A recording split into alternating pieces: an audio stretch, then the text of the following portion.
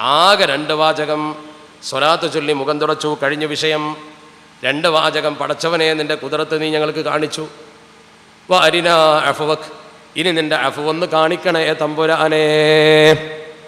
ആ ഒറ്റ വാചകം, അതോടുകൂടി ചരിത്രം പറയുന്നു ഫഹദഅത്തിസ് സഫീന, കപ്പൽ അവിടെ പിടിച്ചു വെച്ചതുപോലെ നിന്നു. കപ്പൽ അവിടെ പിടിച്ചു വെച്ചതുപോലെ നിന്നു. ഹദ എന്ന അറബി വാക്കിൻ്റെ അർത്ഥം നങ്കൂരമിട്ടു എന്നാണ്. കപ്പൽ നങ്കൂരമിട്ട പോലെ അവിടെ നിന്നു. എന്തേ പണ്ടായത്? ആകെ 2 വാചകം. ഇതിൻ്റെ കാരണം എന്താ? അള്ളാഹുമായി അവർക്കൊരു ഇഖ്തിറാബുണ്ട്, പടച്ച റബ്ബുമായുള്ള ഇഖ്തിറാബ്. അള്ളാഹിനെ പേടിക്കുന്ന മഹത്തുക്കളായ സൂഫിയാക്കൾ പേടിക്കുന്ന 2 കാര്യം അതാ. ഒന്ന്, അള്ളാഹു സുബ്ഹാനഹു വ തആല ഫവാത്തുൽ ഇഖ്തിറാബ്, പടച്ചവനുമായുള്ള ബന്ധം നഷ്ടപ്പെടുവോ? അതിന് കാരണം എന്താ? ഖൗഫുൽ ഇതാബ്, ആക്ഷേപം ഉണ്ടാവുമോ എന്നുള്ള പേടി. എൻ്റെ ജീവിതത്തിൽ സംഭവിച്ച ഒരു കറാഹത്ത് കൊണ്ട് ഒരു പക്ഷേ പടച്ചവനും ഞാൻ നമ്മൾ ആ ബന്ധം പോവും. ഒരു കറാഹത്തും ചെയ്യാതെ, പടച്ച റബ്ബ് പറഞ്ഞതിലപ്പുറം ചിന്തിക്കാതെ, മനസ്സുകൊണ്ട് പോലും ചിന്തിക്കാതെ ശരിക്കും ജീവിച്ചു നോക്ക്. കയ്യാണ് പൊന്തിച്ചാൽ പടച്ചവനെ ഏറ്റെടുക്കും. ഒരു തർക്കവും വേണ്ടതിന്. കൈ പൊന്തിച്ചാൽ പടച്ച റബ്ബ് ഏറ്റെടുത്തിട്ടുണ്ടാവും. അതിന് കഴിയില്ല നമുക്ക്. അതുകൊണ്ടാണ് അതിന് കഴിയുന്ന ആളുകൾ അവിടെ എത്തിയിട്ടുണ്ടല്ലോ. ഇതൊന്നും അസാധ്യമായ സംഗതിയൊന്നുമല്ല. അത് ചില ആളുകൾക്ക് മാത്രം ലഭിക്കുന്നു എന്നൊന്നും കരുതണ്ട. നമുക്ക് ആ രീതിയിൽ ചിന്തിച്ച് ആകാൻ കഴിയോ? കൽബ് ശുദ്ധീകരിച്ചാൽ എത്താൻ കഴിയോ? കഴിയും. പടച്ച റബ്ബിലേക്ക് 3-ാമത്തെ ഘട്ടമാണ് എന്ത്? അതിലും പ്രധാനപ്പെട്ട ഖവാസുൽ ഇബാദിൻ്റെ ഏറ്റവും വലിയ ഭയപ്പാട് എന്താ? അവർക്കുള്ള പേടി എന്താ? അവരാകെ പേടിക്കുന്നത് അൽ ഇഹ്തിജാബ് ബി ഉറൂദി സൂഇൽ അദബ്. അത് പറയാനാണ് ഞാനിത് പറഞ്ഞത്. അൽ ഇഹ്തിജാബ് ബി ഉറൂദി സൂഇൽ അദബ്. ഒരു സൂഉൽ അദബ്, അദബ് കേട് സംഭവിച്ചാൽ പടച്ച റബ്ബിൻ്റെ മുമ്പിൽ ഒരു ഹിജാബ് വരുമോ? ഹിജാബ് എന്ന് പറഞ്ഞാൽ മറ. അവരും പടച്ചോറും തമ്മിൽ മറ ഉണ്ടാവില്ല. അവർക്ക് എപ്പോൾ ആഗ്രഹിച്ചാലും പടച്ച റബ്ബിനെ കാണാൻ പറ്റും. നാളെ പരലോകത്ത് അവർക്ക് പടച്ച റബ്ബിനെ കാണാൻ പറ്റും. അങ്ങനത്തെ ഒരു മറയില്ലാതെ പടച്ച റബ്ബിനെ കാണാനുള്ള ഭാഗ്യം അത് നഷ്ടപ്പെടാൻ പാടില്ല. അത് നഷ്ടപ്പെടുന്നൊരു പ്രവർത്തനം ജീവിതത്തിൽ ഉണ്ടാകാൻ പാടില്ല.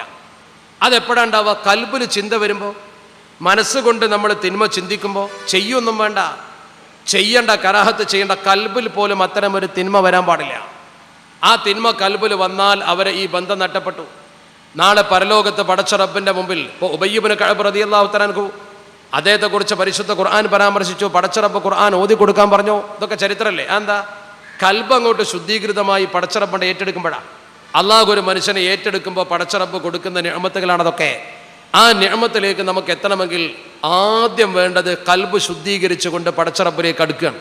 അതാണ് നോമ്പിൻ്റെ ഏറ്റവും വലിയ പ്രത്യേകത. മറ്റൊന്നിനും അത് ചെയ്യാൻ കഴിയില്ല, മറ്റൊരു അമല് കൊണ്ടും കഴിയില്ല. അതല്ലേ അബൂ ഉമാമ റളിയല്ലാഹു തആല അൻഹു പടച്ച റബ്ബിൻ്റെ പ്രവാചകരോട് ചോദിച്ചു. നബി തങ്ങളോട് വന്നുകൊണ്ട് അബൂ ഉമാമ റളിയല്ലാഹു തആല അൻഹു ചോദിക്കുന്നു, വഅൻ അബീ ഉമാമത റളിയല്ലാഹു തആല അൻഹു. അബൂ ഉമാമ റളിയല്ലാഹു തആല അൻഹു പടച്ച റബ്ബിൻ്റെ പ്രവാചകരോട് ചോദിച്ചു, മുത്തുനബിയോട്. ഖുൽതു, ഞാൻ പറഞ്ഞു, യാ റസൂലല്ലാഹ്, അള്ളാഹുവിൻ്റെ പരിശുദ്ധ പ്രവാചകരെ, മുർനി ബി അമൽ, എന്തെങ്കിലും ഒരു അമൽ എനിക്ക് പറഞ്ഞു തരണം. ഒരു അമൽ എന്നോട് കൽപ്പിക്കണം. ഞാൻ ചെയ്യുന്നതിന് വേണ്ടി എന്തെങ്കിലും ഒരു കൽപ്പന എനിക്ക് തരണം. മഹാനായ പരിശുദ്ധ പ്രവാചകർ അഷ്റഫുൽ ഖൽഖ് മുഹമ്മദ് മുസ്തഫ സ്വല്ലല്ലാഹു അലൈഹി വസല്ലമ തങ്ങൾ അബൂ ഉമാമയോട് പറഞ്ഞു, അലൈക ബിസ്സൗം, നീ നോമ്പ് നോറ്റുകൊള്ളുക. അബൂ ഉമാമ, നീ നോമ്പ് നോറ്റുകൊള്ളുക. ഫഇന്നഹു ലാ ഇദ്ല ലഹു, ലാ ഇദ്ല ലഹു, അതിന് തുല്യതയില്ലാണ്. നോമ്പിന് തുല്യമായൊരു അമല് ഭൂമുഖത്ത് വെച്ച് മനുഷ്യന് ചെയ്യാൻ പാടില്ല. അതിനെ വ്യാഖ്യാനിച്ചുകൊണ്ട് പണ്ഡിതന്മാർ പറഞ്ഞ വാചകം ലാ യുആദിലു അമലുൻ ആഖർ, ഇതിനോട് കിടപിടിക്കുന്ന മറ്റൊരു അമലുമില്ല. ഫീ അളമി സവാബിഹി, അതിൻ്റെ പ്രതിഫല വർധനവിൽ അമല് ഇതിനോട് മത്സരിക്കാൻ പറ്റിയ, ഇതിനോട് തുല്യം നിൽക്കാൻ പറ്റിയ മറ്റൊന്നില്ല. എന്താ കാരണം? അത് ഇതിൻ്റെ ഒരു രഹസ്യ ധാരണയാണ്. ഈ രഹസ്യ സ്വഭാവം ഇതെപ്പോഴും നമ്മൾ പറയുന്നത് തന്നെയാണ്. ഈ രഹസ്യ സ്വഭാവത്തിൻ്റെ ഏറ്റവും വലിയ പ്രത്യേകത എന്താ? അത് ഇഖ്ലാസ് മനുഷ്യനുണ്ടാക്കുന്ന ഒരു കാര്യമാണ്. അവിടെയാണ് ഇഖ്ലാസ് പരീക്ഷിക്കപ്പെടുന്ന ഒരു അമല്. ഇത് മാത്രമേ ഉള്ളൂ, മറ്റൊന്നില്ല. ഇപ്പം നമ്മൾ സ്വതക്ക കൊടുത്താൽ പോലും ചിലപ്പോൾ അത് ആൾ കാണട്ടെ എന്നുള്ള ചിന്ത ഉണ്ടാവും. കാണും ചെയ്യും, അറിയും ചെയ്യും. ഒരാളെങ്കിലും അനുഭവിക്കുമല്ലോ, കിട്ടിയോനെങ്കിലും അനുഭവിക്കൂലേ? അവനെങ്കിലും നമ്മളോടൊരു അങ്ങനത്തെ ഒരു മനോഭാവം വരുമല്ലോ. നിസ്കരിച്ചാൽ എന്തായാലും ഒരു മനുഷ്യൻ കാണാൻ നിസ്കരിക്കാൻ പറ്റുമല്ലോ. ഇനി അതീവ രഹസ്യമായി നമ്മൾ ചെയ്യുകയാണെങ്കിൽ പോലും നമസ്കാരം ചെയ്യുന്നുണ്ടോ അല്ലേ എന്നൊക്കെ അറിയും. നേരെ മറിച്ച് നോമ്പ് അത് അറിയിക്കാൻ കഴിയാത്തൊരമലല്ലേ? അതല്ലേ അതിൻ്റെ പ്രത്യേകത? ആ അമലിൽ ശരിക്കും ഇഖ്ലാസ് പരീക്ഷിക്കപ്പെടുകയാണ്. എന്താ ഇഖ്ലാസ്? ഇഖ്ലാസിനെ നിർവചിച്ച കൂട്ടത്തിൽ ഒരു നിർവചനം മഹത്തുക്കൾ പഠിപ്പിച്ചത് അൽ ഇഖ്ലാസു സിർറും ബൈനല്ലാഹി വ ബൈനൽ അബ്ദ്. ഏറ്റവും നല്ല നിർവചനം അതാ. അൽ ഇഖ്ലാസു സിർറുൻ ബൈനല്ലാഹി വ ബൈനൽ അബ്ദ്. അള്ളാഹുവും അള്ളാഹുവിൻ്റെ അടിമയും തമ്മിലുള്ള ഒരു രഹസ്യധാരണ. ഈ രഹസ്യധാരണയുടെ ഏറ്റവും വലിയ പ്രത്യേകത എന്താ? ലാ യഅലമുഹു മലക്കുൻ ഫയകുതുബുഹു എന്നാണ്. നമ്മളെ തോളത്തിരിക്കുന്ന മലക്കിന് പോലും അത് അറിയാൻ കഴിയില്ല. നമ്മളെ കൽബിൻ്റെ ഉള്ളിലുള്ള ഈ സംഗതി ഉണ്ടല്ലോ, അറിയാൻ കഴിയില്ല. നമ്മൾ ഉച്ചരിക്കുന്ന കാര്യം ഖുർആൻ പറഞ്ഞു, മാ യൽഫിദു മിൻ ഖൗലിൻ ഇല്ലാ ലദൈഹി റഖീബ്. അതുപോലെ തന്നെ അതീദ്. ഈ രണ്ടാൾ അറിയാതെ നമുക്കൊരു ഉച്ചാരണം നടത്താൻ കഴിയില്ല. എന്നാൽ കൽബിലെ ഇഖ്ലാസ് അങ്ങനെയല്ല, അറിയില്ല, ആരും അറിയില്ല. അതറിയാതെ ശരിക്കും രേഖപ്പെടുത്താൻ പോലും കഴിയില്ല. അതുപോലെ തന്നെ ശൈത്താൻ യുദല്ലുഹു, അതിനെ പഴപ്പിക്കുന്ന ശൈത്താനെ പോലും അറിയില്ല. അറിഞ്ഞാൽ ശൈത്താൻ പഴപ്പിക്കുമായിരുന്നു. ശൈത്താൻ അറിയില്ല, അറിഞ്ഞാൽ പഴപ്പിക്കും. ഇഖ്ലാസ് ഉള്ളവനെ ശൈത്താനെ പഴപ്പിക്കാൻ പറ്റില്ല. കാരണം എന്താ?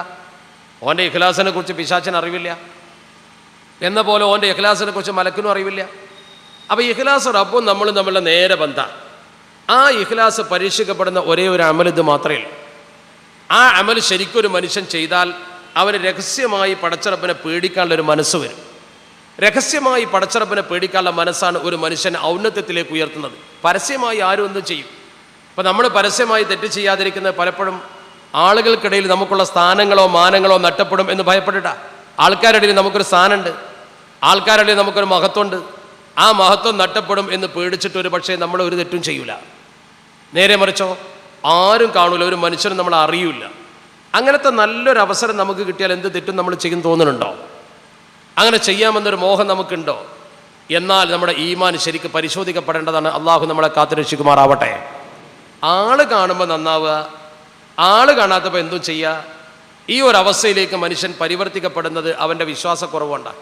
അപ്പോൾ ആ വിശ്വാസം ശരിക്കും തിരിച്ചു കൊണ്ടുവരാനാണ് ഖുർആൻ നമ്മളോട് പറയുന്നത്. നിങ്ങൾ ഈ ഖുർആൻ കൊണ്ട് ഉദ്ദേശിക്കേണ്ടതാ അതാണ്. അള്ളാഹുവിൽ നിന്നുള്ള ഒരു നൂറ് നിങ്ങൾക്ക് വന്നിരിക്കുന്നു എന്ന് പറയാൻ കാരണതാ, ഹൃദയത്തിന് പുതിയൊരു പ്രകാശം കൊടുക്കണം. നൂറും മിനല്ലാഹി, അള്ളാഹുവിങ്കിൽ നിന്നുള്ള പ്രകാശം എന്നല്ലേ ഖുർആനെ പലപ്പോഴും അള്ളാഹുവിൻ്റെ പരിശുദ്ധ ദീൻ വിശേഷിപ്പിച്ചത്. മാത്രമല്ല അള്ളാഹുവിൻ്റെ പരിശുദ്ധ പ്രവാചകർ അഷ്റഫുൽ ഖൽഖ് മുഹമ്മദ് മുസ്തഫ സ്വല്ലല്ലാഹു അലൈഹി വസല്ലമ തങ്ങൾ സമൂഹത്തോട് പറഞ്ഞ എന്താ? ഞാൻ എൻ്റെ ഉമ്മത്തിന് 2 പ്രകാശം കൊടുത്തിരിക്കുന്നു എന്നാണ്. എൻ്റെ ഉമ്മത്തിന് ഞാൻ 2 പ്രകാശങ്ങൾ കൊടുത്തിരിക്കുന്നു. ഒരു പ്രകാശം പരിശുദ്ധ ഖുർആൻ. മൂസാ നബി അലൈഹി സ്വലാത്തു വസ്സലാമിനോട് പടച്ച റബ്ബിൻ്റെ നിർദ്ദേശമാണ്. മൂസാ നബിയെ ഇന്നി ഉഴ്തീതു ഉമ്മത്ത മുഹമ്മദിൻ, ഞാൻ ഉമ്മത്ത് മുഹമ്മദിന് കൊടുത്തിട്ടുണ്ട്. എന്ത് കൊടുത്തിട്ടുണ്ട്? നൂറൈനി, 2 പ്രകാശങ്ങൾ. ഒന്ന് നൂറ് റമദാൻ വ നൂറുൽ ഖുർആൻ. 2 പ്രകാശങ്ങൾ ഞാൻ കൊടുത്തു. എന്തിനാണ് ആ 2 പ്രകാശം? കൈലാ യളുറുഹും ദുൽമത്താൻ, 2 ദുൽമത്തുകൾ അവർക്ക് ബാധിക്കാതിരിക്കാൻ വേണ്ടി. 2 ദുൽമത്തുകൾ, 2 അന്ധകാരങ്ങൾ. എന്താണ് 2 അന്ധകാരം? ഒരു അന്ധകാരം ഖബറിലെ അന്ധകാരം, ദുൽമത്തുൽ ഖബർ. മറ്റൊന്നോ ദുൽമത്ത് യൗമുൽ ഖിയാമ, അന്ത്യനാളിലെ അന്ധകാരം. ആ 2 ദിവസങ്ങളിൽ, ഖബറിലേക്ക് പോകുന്ന ദിവസവും അന്ത്യനാളിൽ ഒരുമിച്ച് കൂട്ടുമ്പോഴും അവൻ അന്ധകാരത്തിൽപ്പെട്ട് നട്ടം തിരിയാതിരിക്കാൻ വേണ്ടി 2 പ്രകാശങ്ങൾ ഞാൻ അവന് കൊടുത്തിരിക്കുന്നു എന്ന് മൂസാ നബിയോട് അല്ലാഹ് പറഞ്ഞതാ. ഹദീസിന്റെ കിതാബിലെ മൂസാ നബിയോട് അല്ലാഹ് പറഞ്ഞത്, മൂസാ നബിയെ, മുഹമ്മദ് നബിക്ക് ഞാൻ 2 പ്രകാശം കൊടുത്തു ആ ഉമ്മത്തിന് ഒന്നായിട്ട്. ആ 2 പ്രകാശത്തിൽ ഒന്ന് ഖുർആനാണ്, ഒന്ന് പരിശുദ്ധമായ റമദാൻ. 2 പ്രകാശം. അപ്പോൾ പ്രകാശം എന്തിനാ? ഈ പ്രകാശം, പ്രകാശം എന്ന് പറഞ്ഞ സംഗതി എന്തിനാ? പ്രകാശം എന്ന് പറഞ്ഞാൽ ഇരുട്ട് തപ്പാതിരിക്കാനാ, നേർവഴിയിലേക്ക് മനുഷ്യനെ നയിക്കാനാ പ്രകാശം. അപ്പം നേർവഴിക്ക് മനുഷ്യനെ നയിക്കണം എപ്പോഴാ? ഇത് ഏറ്റവും ഉപകരിക്കുന്ന 2 സമയം പറഞ്ഞു എന്നേ ഉള്ളൂ. അത് ആ സന്ദർഭത്തിലേക്ക് മാത്രം എന്നല്ല എൻ്റെ അർത്ഥം. ആ ഖുർആൻ അനുസരിച്ച് കൊണ്ട് ജീവിക്കുകയും നോമ്പ് യഥാവിധി അനുസരിച്ച് കൊണ്ട് പടച്ചവനെ രഹസ്യമായി പേടിക്കാനുള്ള കരുത്ത് നേടുകയും ചെയ്താൽ, ആ കരുത്ത് ഒരു മാസം കൊണ്ട് 11 മാസക്കാലത്തേക്കുള്ള കരുത്ത് നേടുകയാണ്. ആ വിചാരണ കോടതിയിൽ നമ്മൾ വന്നു നിൽക്കുമ്പോൾ പടച്ചറപ്പിൻ്റെ കോടതിയിൽ നമുക്ക് പ്രത്യേകമായ ഒരു ഔന്നത്യം ലഭിക്കുമെന്ന് അഷ്റഫുൽ ഖൽഖ് മുഹമ്മദ് മുസ്തഫ സ്വല്ലല്ലാഹു അലൈഹി വസല്ലം. അതിന് 2 കാരണങ്ങളാണ്. ഒന്ന് ഖുർആൻ മുറുകെ പിടിക്കുക, അതുപോലെ തന്നെ പരിശുദ്ധ റമദാനിലെ നോമ്പ് ശരിക്കും ഉജ്ജ്വലമായ നോമ്പാക്കി മാറ്റുക. ഈ നോമ്പിനെ മുറിക്കുന്ന എല്ലാ തിന്മയിൽ നിന്നും ഒഴിവാവുക. നോമ്പ് നോറ്റിട്ട് കാര്യമില്ലല്ലോ. നോമ്പ് മുറിക്കുന്ന 4-5 കാര്യങ്ങളില്ലേ? ഗീബത്ത്, നമീമത്ത്, അതുപോലെ തന്നെ യമീനുൽ ഒമോസ്, കദിബ്, ഇതൊക്കെ 4-5 കാര്യങ്ങൾ. ഇത് മനുഷ്യൻ്റെ നോമ്പിനെ പറ്റി അങ്ങോട്ട് നശിപ്പിച്ച് കളയുന്ന. ഗീബത്ത് പറഞ്ഞാൽ നോമ്പ് പോയി, നമീമത്ത് പറഞ്ഞാൽ നോമ്പ് പോയി, അതുപോലെ തന്നെ യമീനുൽ ഒമോസ് കള്ളസാക്ഷ്യം പറഞ്ഞാൽ നോമ്പ് പോയി, അതുപോലെ തന്നെ ഒലബ് കോപ്പിച്ച നോമ്പ് പോയി. അതൊക്കെ എന്താ കാരണം? അതിൻ്റെ പവിത്രതയെ നഷ്ടപ്പെടുത്തുകയാണ്. സത്യത്തിൽ നമുക്ക് നോമ്പ് നോൽക്കാൻ കഴിയും. ഞാൻ നേരത്തെ പറഞ്ഞിടത്തേക്കൊന്ന് മടങ്ങി വരുന്നുണ്ട്. നോമ്പിൻ്റെ കാര്യം ഇതിൽ പൂർത്തീകരിച്ച് പറയുമ്പോൾ അതും ഇതുമായുള്ള ബന്ധം വളരെ പ്രധാനമാണ്. 2 പ്രകാശങ്ങൾ, അതാണ് ആ വിഷയം നോമ്പുമായി ബന്ധിച്ച് തന്നെ നിൽക്കാൻ കാരണം. ഒരുപാട് കാര്യങ്ങൾ പറയാനുള്ള സന്ദർഭമാണിപ്പോൾ. അള്ളാഹു നമുക്ക് ഇൽമ വർദ്ധിപ്പിച്ച് തരുമാറാവട്ടെ. അറിവിൻ്റെ മേഖലയിലേക്ക് നമ്മൾ കടന്നാൽ ഇതുമായി ബന്ധപ്പെട്ട എന്തെല്ലാം വിജ്ഞാന ചെപ്പുകളിലേക്ക് കടന്നു പോകാനുണ്ടെന്നറിയോ? നമ്മളതിൻ്റെ ഭാഗ്യാംശങ്ങൾ മാത്രമേ ശ്രദ്ധിക്കുന്നുള്ളൂ. നോമ്പെന്ന് പറയുമ്പോൾ അന്നലിസോമി സൂറത്തൻ വറൂഹൻ. ഞാൻ നേരത്തെ പറഞ്ഞല്ലോ, നോമ്പിനൊരു ഭൗതിക വശമുണ്ട്, അതുപോലെ തന്നെ നോമ്പിനൊരു ആത്മീയ വശമുണ്ട്. ആത്മാവുണ്ട്, ഭൗതിക. എന്താ ഇത് രണ്ടും തമ്മിലെ വ്യത്യാസം? എന്നിട്ട് മഹത്തുക്കൾ പഠിപ്പിക്കുന്നു, നിർവചനം പറഞ്ഞ കൂട്ടത്തിൽ പറയുന്നു, അമ്മാ സൂറത്തുഹു ഫഹിയ. നോമ്പിന്റെ രൂപം എന്ന് പറഞ്ഞാൽ അത് ഫഹിയ, അത് അൽ ഇംസാഖു അനിൽ അഖിലി വശുർബി വൽ ജിമാഇ മിൻ തുലൂഇൽ ഫജ്രി ഇലാ ഉറൂബി ശംസി മഅൻ നിയ്യതീന. നെയ്യത്തോടുകൂടി പ്രഭാതം മുതൽ പ്രദോഷം വരെ, സൂര്യൻ ഉദിക്കുന്നത് മുതൽ സൂര്യൻ അസ്തമിക്കുന്നത് വരെ നെയ്യത്തോടുകൂടി അന്നപാന ഭോഗ പ്രക്രിയകളെ നിയന്ത്രിച്ചു നിർത്തുക. ഇതാണ് നോമ്പിൻ്റെ ഭൗതിക രൂപം. ഇതിപ്പോൾ നമുക്കൊക്കെ എല്ലാ നോമ്പുകാർക്കുണ്ട്, എനിക്കുണ്ട്, നിങ്ങൾക്കുണ്ട്, എല്ലാവർക്കും ഉണ്ട്. അൽഹംദുലില്ലാ, ഇക്കാര്യത്തിൽ നമ്മൾ വിജയിച്ചിട്ടുണ്ട്. കാരണം എന്താ? സൂര്യൻ ഉദിച്ചത് മുതൽ സൂര്യൻ അസ്തമിക്കുന്നവരെ സുഖമായിട്ട് നോമ്പ് നോൽക്കാൻ എല്ലാവർക്കും കഴിയും, പട്ടിണി കിടക്കാൻ അതെല്ലാവർക്കും കഴിയും. ഈ ഇരിക്കുന്ന എനിക്കും നിങ്ങൾക്കൊക്കെ കഴിയും, വലിയ പ്രയാസമൊന്നുമില്ല. പ്രത്യേകിച്ച് ഇന്നത്തെ കാലത്ത്. എന്താ കാരണം? ഇന്നത്തെ കാലത്ത് നിന്ന് ഞാൻ അടിവരയിട്ട് പറയാൻ കാരണം, ഇന്നൊരു പ്രത്യേകത ഉണ്ട്, പണ്ടത്തെ പോലെയല്ല. ഇന്ന് ഭക്ഷണങ്ങളും വിഭവങ്ങളും സൗകര്യങ്ങളൊക്കെ വർദ്ധിച്ച കാലമാണ്. പകല് എന്തെങ്കിലും കലാ ആയിട്ടുണ്ടെങ്കിൽ അത് രാത്രി കലാവ് വീട്ടിൽ തന്നെ ചെയ്യും. ഉറപ്പാ, ഒരു തർക്കമല്ല, ഉറപ്പല്ലേ? ശരിക്കും നിങ്ങളൊന്ന് ആലോചിച്ചു. ഞാൻ പറയുന്നത് വെറുതെ ആണെങ്കിൽ എന്നോട് ചിന്തിച്ചു നോക്ക്. നിങ്ങൾ പരിശുദ്ധ റമദാൻ ഒന്നിപ്പോൾ കഴിഞ്ഞു, ഇനി ഇന്നൊന്ന് തൂക്കുക, തൂക്കിയിട്ട് നിങ്ങളെ തൂക്കം എഴുതി വെക്കുക. പെരുന്നാളിൻ്റെ അന്നത്തേക്ക് തൂക്കം അല്പം കൂടിയിട്ടില്ലെങ്കിൽ പറയും. നോമ്പ് നോറ്റിട്ട് ആരും ഇപ്പോൾ ക്ഷീണിക്കാറില്ല. കാരണം എന്താ? പകല് നഷ്ടപ്പെടുന്ന മുഴുവൻ രാത്രി തിന്ന് തീർക്കും കാവും. ഞങ്ങൾ മലപ്പുറത്തൊക്കെ ശരിക്കും ഒരു നോമ്പ് കഴിയുമ്പോൾ ഒരാളൊരു പോത്തിനൊക്കെ തിന്നുണ്ടാവും. ഇവിടെ എങ്ങനെയെന്ന് എനിക്കറിയില്ല. ശരിക്കും അങ്ങനെയാണ്. കാരണം ശരിക്കും മനോഹരമായ ഭക്ഷണമല്ലേ, സുഭിക്ഷമായ ഭക്ഷണമല്ലേ. എന്താ കുറവുള്ളത്? രാത്രി സ്ത്രീകൾക്ക് ഭക്ഷണം ഉണ്ടാക്കുന്ന ഡ്യൂട്ടിയല്ലേ കാര്യമായിട്ടുള്ളത്. എത്ര നേരാ ഭക്ഷണം? തുറക്കുമ്പോൾ ഒരു ഭക്ഷണം, പിന്നെ ഒരു കഞ്ഞി, പിന്നെ അതിന് ശേഷം രാത്രി, അങ്ങനെ എന്തൊക്കെ പേരിട്ടിട്ട് നമ്മൾ ഭക്ഷണം ഉണ്ടാക്കി. ആ ഭക്ഷണങ്ങളിൽ തന്നെ വിഭവങ്ങൾ എത്ര വർദ്ധിപ്പിച്ചു, എണ്ണയ്ക്ക് എത്രയാണ് നമ്മൾ കയറ്റിക്കൊണ്ടിരിക്കുന്നത്. യാതൊരു തരത്തിലും ഒരു ഭയപ്പാടമില്ലാതെ മനുഷ്യൻ ഇഷ്ടം പോലെ ഭക്ഷണം കഴിച്ചുകൊണ്ടിരിക്കുക. പണ്ടങ്ങനെയല്ലല്ലോ. പണ്ടത്തെ നോമ്പറിയോ നിങ്ങൾക്ക്? പാടത്ത് പണിയെടുത്ത് പ്രയാസപ്പെട്ട് വന്നിട്ട് രാവിലെ പണിക്ക് പോയില്ലെങ്കിൽ രാത്രി മക്കൾക്ക് നോമ്പ് തുറക്കാനൊന്നും കൊണ്ടു കൊടുക്കാണ്ടാവില്ല. ഒരു പക്ഷേ സാധാരണഗതിയുള്ള താളും തവരയും ഒക്കെ ആയിരിക്കും വൈകുന്നേരം കഴിക്കുന്നത്. ഇന്നത്തെ പോലെ സുഭിക്ഷമായ പഴങ്ങൾ. ഇന്ന് പഴങ്ങളുടെ ഒരു നോമ്പ് തുറണ്ട്, അത് കഴിഞ്ഞിട്ട് പിന്നെ നല്ല വിഭവങ്ങളുടെ ഒരു നോമ്പ് തുറണ്ട്, അത് കഴിഞ്ഞിട്ട് പിന്നെ കഞ്ഞിയും മറ്റും നോമ്പ് തുറന്ന് നിസ്കരിച്ചൊക്കെ കഴിഞ്ഞ് വന്നിട്ട് വിശാലമായൊരു കുടിയുണ്ട്. ഇതൊന്നും ഒന്നില്ല.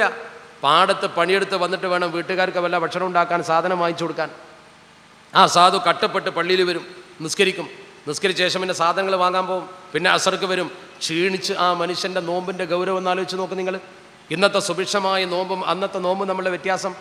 അന്ന് നോറ്റിരുന്ന നോമ്പിൻ്റെ ഗൗരവം, ഇന്ന് നോറ്റിരുന്ന നോമ്പിൻ്റെ ഗൗരവം. അപ്പം നമ്മളെ സംബന്ധിച്ചോളം ഭൗതികമായി നോമ്പ് നോൽക്കുക എന്നത് ഇന്നത്തെ കാലഘട്ടത്തിൽ ഒരു പ്രയാസമേ അല്ല എന്നാണ് ഞാൻ മനസ്സിലാക്കുന്നത്. ഇനി നിങ്ങളെങ്ങനെ മനസ്സിലാക്കുന്നത് എനിക്കറിയില്ല. എന്നാൽ നോമ്പിൻ്റെ റൂഹ് കാണും. അമ്മാ റൂഹുഹു, അവിടെയാണ് നമ്മൾ പിടികൂടേണ്ടത്. അമ്മാ റൂഹുഹു, പരിശുദ്ധമായ നോമ്പിൻ്റെ ആത്മാവുണ്ടല്ലോ, വിജയത്തിന് അതാ വേണ്ടത്. നോമ്പിൻ്റെ റൂഹ് എന്താണ്? ആ നോമ്പിൻ്റെ റൂഹ് എന്ന് പറഞ്ഞാൽ അൽ ഇംസാഖു അനിൽ മുഹറമാതി വല്ലാഥാം. അൽ ഇംസാഖു അനിൽ മുഹറമാതി വല്ലാഥാം, സകലമാന തെറ്റുകുറ്റങ്ങളിൽ നിന്നും പിടിച്ചു നിൽക്കുക. ഒരു തരത്തിലുള്ള തെറ്റും കുറ്റമില്ലാതെ പിടിച്ചു നിൽക്കുക. ഭക്ഷണം മാത്രം നിയന്ത്രിച്ചാൽ പോലും ഒരു തെറ്റും ഒരു കുറ്റം ഉണ്ടാവരുത്. എന്നാൽ അത് മാത്രം മതിയോ? അതും കഴിയും, അതും എളുപ്പം കഴിയും. എന്താ കാരണം? ചില ആൾക്കാരെ നോമ്പൊക്കെ സുബഹി കഴിഞ്ഞിട്ട് ഒറ്റ ഉറക്കുക, ഒരു 12 മണിക്കൊക്കെ ഉണരുള്ളൂ. എന്നിട്ട് പിന്നെ നിസ്കരിക്കാമ്പോൾ നിസ്കരിച്ച് വന്നാൽ പിന്നെ ഒരു ഉറക്കുക, സെക്കൻഡ് ഘട്ടം. അത് പിന്നെ അസർക്ക് എണീക്കുള്ളൂ. അസർ കഴിഞ്ഞാൽ പിന്നെയോ കുറഞ്ഞ സമയം ഉണ്ടാവുള്ളൂ. അപ്പോഴേക്ക് ഭക്ഷണം ഉണ്ടാക്കലൊക്കെ ആയിട്ട് കുറഞ്ഞ സമയം, പിന്നെ വർത്താനം പറയാനോ ഈപത്ത് പറയാനോ ചിലപ്പോൾ നേരം ഉണ്ടാവില്ല. നല്ല നോമ്പായിട്ടാണ് പോകും. അതുകൊണ്ടും കാര്യമില്ല. പിന്നെന്താ വേണ്ടത്? അൽ ഇംസാഖു അനിൽ മുഹറമാതി വല്ലാഥാം വൽ ഖിയാമു ബിൽ ഫറായിദ് വൽ വാജിബാത്ത്. അതും കൂടി വേണം. വൽ ഖിയാമു ബിൽ ഫറായിദ് വൽ വാജിബാത്ത്, എല്ലാ സൽക്കർമ്മങ്ങളും നിലനിർത്താൻ കഴിയണം. ഖുർആൻ ഓതണം, ഇത്തികാഫിരിക്കണം, സ്വതക്ക കൊടുക്കണം, നല്ല നല്ല പ്രവർത്തനങ്ങളിൽ ഏർപ്പെടണം. റിലീഫ് പ്രവർത്തനം പോലെ, ഇതുപോലത്തെ പഠന ക്ലാസ്, അതുപോലത്തെ നന്മ നിറഞ്ഞ പ്രവർത്തനം, ഇതുമായിട്ട് നല്ലോണം ബന്ധപ്പെടുക. അങ്ങനെ ബന്ധപ്പെടുമ്പോഴോ അപ്പം ശരിയായ നോമ്പാവും. അപ്പം നോമ്പിൻ്റെ റൂഹ് വേണം. നോമ്പിൻ്റെ റൂഹ് എന്ന് പറഞ്ഞാൽ ഭക്ഷണപാനീയങ്ങൾ ഉപേക്ഷിച്ചു കൊണ്ട് നിൽക്കലല്ല, അത് ഭൗതിക രൂപമാണ്. ആ നോമ്പ് എല്ലാവരും നോൽക്കുന്നുണ്ട്. ആ നോമ്പ് നോറ്റുകൊണ്ട് അങ്ങാടിയിലേക്ക് വന്നിട്ട് അല്ലെങ്കിൽ ജനസദസ്സിലേക്ക് വന്നിട്ട് മറ്റുള്ളവൻ്റെ കുറ്റം പറഞ്ഞ് പാര വെച്ച് പോര് കാണിച്ച് വൃത്തികേടൊക്കെ പറഞ്ഞിട്ട് അങ്ങനെ പോയാൽ ആ നോമ്പുണ്ടാവില്ല. നേരെ മറിച്ച് ഈബത്തോ നമീമത്തോ അതുപോലത്തെ വൃത്തികെട്ട സംഗതിയോ, കച്ചവടക്കാരനാണെങ്കിൽ യമീനുൽ ഒമോസൊക്കെ ശരിക്കും ശ്രദ്ധിക്കണം. ഒരിക്കലും നമ്മൾ കച്ചവടച്ചരക്ക് വിൽക്കുന്ന സമയത്ത് വഞ്ചനാപരമായി കള്ളസാക്ഷ്യം ചെയ്തുകൂടാ, കള്ളസാക്ഷ്യം പറഞ്ഞുകൂടാ. ഈ സാധനത പടച്ചോനെ ഇത് ഇത്ര ഉറുപ്പ്യക്ക് വാങ്ങിയതാട്ടോ, വേണമെങ്കിൽ വാങ്ങിയാൽ മതി എന്ന് പറയും, മാത്രം കൊടുത്തിട്ടുണ്ടാവില്ല. ആ രീതിയിൽ കച്ചവടച്ചരക്ക് വിറ്റയക്കുന്ന ആളുകൾ കച്ചവട കേന്ദ്രമായതുകൊണ്ടാണ് ഞാൻ പറയുന്നത്, നമ്മുടെ ഒരു സാധനം വിൽക്കുമ്പോൾ സത്യസന്ധമായിട്ടല്ലാതെ ഒരിക്കലും അത് കൈകാര്യം ചെയ്യാൻ പാടില്ല. അള്ളാഹു നമ്മളെ കാത്തുരക്ഷിക്കുമാറാവട്ടെ. കച്ചവടച്ചരക്ക് അതിലൊരു വഞ്ചന പോലും പാടില്ല, ഖിയാനത്തിൻ്റെ അംശം പോലും പാടില്ല. റസൂൽ ഇങ്ങനെ നടക്കുന്ന സമയത്ത് ഹദീസിൻ്റെ കിതാബിലില്ലേ, സാധനങ്ങൾ കച്ചവടച്ചരക്കാക്കി വെച്ചിട്ട് വിൽക്കുന്ന മാർക്കറ്റിലൂടെ നടക്കുമ്പോൾ ധാന്യമണികൾ വിൽക്കുന്ന ഒരാളെ ധാന്യത്തിന് ഇങ്ങനെ കയ്യ് പൂഴ്ത്തി നോക്കി. ഹദീസിലുണ്ട്, ഇമാം ബുഖാരി തങ്ങൾ ഉദ്ധരിച്ച ഹദീസാണ്. ആ ധാന്യത്തിന് ഇങ്ങനെ കയ്യ് പൂഴ്ത്തി നോക്കുമ്പോഴോ അവിടെ നനഞ്ഞുപോയി. മുകളിൽ നനവില്ല, താഴത്തെ നനവുണ്ട്. മുകൾ ഭാഗത്ത് നനവൊന്നുമില്ല, താഴ്ഭാഗത്ത് നനവുണ്ട്. റസൂലിന്റെ കയ്യിന് പൊന്തിച്ചു. എന്നിട്ട് ചോദിച്ചു, മാ ഹാദാ സ്വാഹിബു ത്വാം, എന്തടോ ഇതിങ്ങനെ, ഇതെന്താ ഇങ്ങനെ? അള്ളാഹുവിൻ്റെ തിരുദൂതരോട് ആ മനുഷ്യൻ പറഞ്ഞു, അസാബത്തുഹു സമാഉ യാ റസൂലല്ലാഹ്, അസാബത്തുഹു സമാ, അത് മഴവെള്ളം നനഞ്ഞതാണ്, മഴ നനഞ്ഞപ്പോൾ സംഭവിച്ചതാണ്. നബി തങ്ങൾ അപ്പം പറഞ്ഞ ഗൗരവത്തിലുള്ളൊരു വാക്കുണ്ട്, അഫലാ ജഅൽതഹു ഫൗക ത്വാം, ആ നനഞ്ഞ ഭാഗം എന്തുകൊണ്ട് നിനക്ക് മുകളിൽ വെച്ചുകൂടായിരുന്നില്ല? എന്തുകൊണ്ട് നിനക്ക് നനഞ്ഞ ഭാഗം മുകളിലേക്ക് വെച്ചുകൂടാ? മൻ ഒശന ഫലൈസ മിന്നാ, വഞ്ചിക്കുന്നവൻ നമ്മളിൽപ്പെട്ടവനല്ല. മൻ ഒശന ഫലൈസ മിന്നാ ഖാല റസൂലുള്ളാഹി സ്വല്ലല്ലാഹു അലൈഹി വസല്ലം, വഞ്ചിച്ചാൽ അവൻ നമ്മളിൽ പെടൂലട്ടോ. വഞ്ചന കാണിക്കല്ല മോനെ, നീ ഒരിക്കലും വഞ്ചന ചെയ്യല്ലേ. വഞ്ചിക്കുന്നവൻ നാളെ സിറാത്ത് പാലം കിടക്കൂല എന്നാണ്. ജനങ്ങളെ വഞ്ചിക്കുന്നവൻ നാളെ സിറാത്ത് പാലം കിടക്കൂല. ഒരു പക്ഷേ 10 റുപ്യ ഏറെ കിട്ടിയിട്ടുണ്ടാവും, ഒരു 10 റുപ്യ ഏറെ കിട്ടിയിട്ടുണ്ടാവും, പക്ഷെ ചെറിയ ചതി പോലും ചെയ്യാൻ പാടില്ല, ചെറിയ ചതി പോലും. ഖുർആൻ പേടിപ്പിച്ച ആ അവസ്ഥ അമ്മാമൻ ഖാഫ മഖാമ റബ്ബിഹി, പടച്ചോനെ എന്നുള്ളൊരു ചിന്ത മനുഷ്യനുണ്ടല്ലോ, റബ്ബേ എന്നുള്ള ചിന്ത, ആ ചിന്ത കൽബിന് കടന്നാണ്ടല്ലോ തഖ്വ. അതാണ് തഖ്വ. ഞാനത് പറയാനതൊക്കെ പറഞ്ഞു വന്നത്, ഈ തഖ്വ ജനിപ്പിക്കലാണ് മനുഷ്യന്റെ നോമ്പിന്റെ ലക്ഷണം എന്ന് ഖുർആൻ പറഞ്ഞു. ഖുർആൻ മനുഷ്യനെ നയിക്കുന്നത് തഖ്വയിലേക്കാ. അതല്ലേ ഖുർആൻ നോമ്പിനെ കുറിച്ച് പറഞ്ഞപ്പോൾ ലഅല്ലകും തത്തഖൂൻ, ലഅല്ലകും തത്തഖൂൻ എന്ന് പറയാൻ കാരണം, നിങ്ങൾ പട്ടിണി കിടന്ന് ശരീരം നന്നാക്കാൻ വേണ്ടി എന്നല്ല, നിങ്ങൾ പട്ടിണി കിടന്നിട്ട് വിശപ്പുള്ളവൻ്റെ വിശപ്പ് അറിയാൻ വേണ്ടി എന്നല്ല, അതൊക്കെ എൻ്റെ അതൊക്കെ അതിൻ്റെ ഭാഗമാണ്. നോമ്പിൻ്റെ മുഖ്യ ലക്ഷ്യം എന്താ?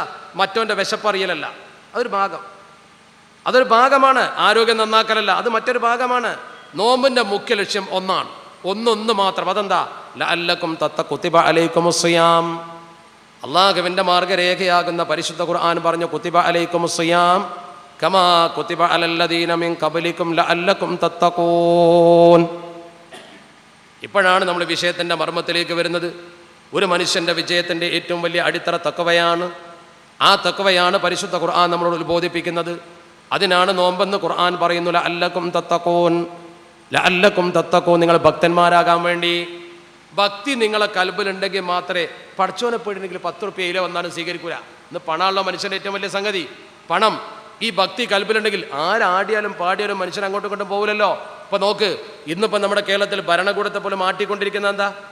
ഭരണത്തെ പോലും മാറ്റിക്കൊണ്ടിരിക്കുന്നത് മർമാശൊക്കെ ഇവിടെ ഉണ്ടല്ലോ, പെണ്ണുങ്ങളാണ്. ശരിക്കും നിങ്ങൾ നോക്ക്, അള്ളാഹുവിൻ്റെ പരിശുദ്ധ ഹബീബ് അഷ്റഫുൽ ഖൽഖ് മുഹമ്മദ് മുസ്തഫ സ്വല്ലല്ലാഹു അലൈഹി വസല്ലമ തങ്ങൾ അറുത്ത് മുറിച്ച് പറഞ്ഞ വാചകമുണ്ട്, മാ തറക്തു ബഅദി ഫിത്നതൻ അദറ അലൽ റിജാൽ. ആ ഹദീസിൻ്റെ ഒരു ശൈലി നോക്കണം. മാ തറക്തു ബഅദി ഫിത്നതൻ അദറ അലൽ റിജാൽ, ആണുങ്ങളെ സംബന്ധിച്ചിടത്തോളം ഏറ്റവും ദ്രോഹകരമായ ഒരു സംഗതിയും ഞാൻ വിട്ടേച്ചു പോകുന്നില്ല. അങ്ങനെ വിട്ടേച്ചു പോകുന്ന സാധനം ഒന്ന് മാത്രമാണ്, മിനൻ നിസാ, പെണ്ണുങ്ങളോളം ഒരു സമൂഹത്തിൽ ദ്രോഹമുണ്ടാക്കുന്ന സംഗതി മറ്റൊന്നില്ലെന്ന് അഷ്റഫുൽ ഖൽഖ് മുഹമ്മദ് മുസ്തഫ. ഏറ്റവും കൂടുതൽ അപകടമുണ്ടാക്കുന്ന സാധനം പെണ്ണാണ്. എന്തേ അങ്ങനെ പറയാൻ കാരണം? ഇപ്പം നിങ്ങൾ നോക്ക്, ശരിക്കും കാണില്ലേ? ഇപ്പോൾ കേരളത്തിൽ ഏറ്റവും ചർച്ച ചെയ്യപ്പെടുന്നത് എന്താ? ദിവസം പത്രത്താൽ ഒരു സരിതയും അതുമായി ബന്ധപ്പെട്ടതും ഒരു ഷാലു മേനോനും, അതിപ്പുറത്താണെങ്കിൽ തൊട്ടപ്പുറത്തോ ഒരു ഒളിക്യാമറയും ഒരു പെണ്ണും ഒരു MLA യുമായിട്ടുള്ള പ്രശ്നങ്ങൾ ആലോചിച്ച് നോക്കണം നിങ്ങൾ. ഒക്കെ പെണ്ണുമായി ബന്ധപ്പെട്ടതാ, എല്ലാം സ്ത്രീയുമായി ബന്ധപ്പെട്ട പ്രശ്നങ്ങൾ. എന്തേ അങ്ങനെ?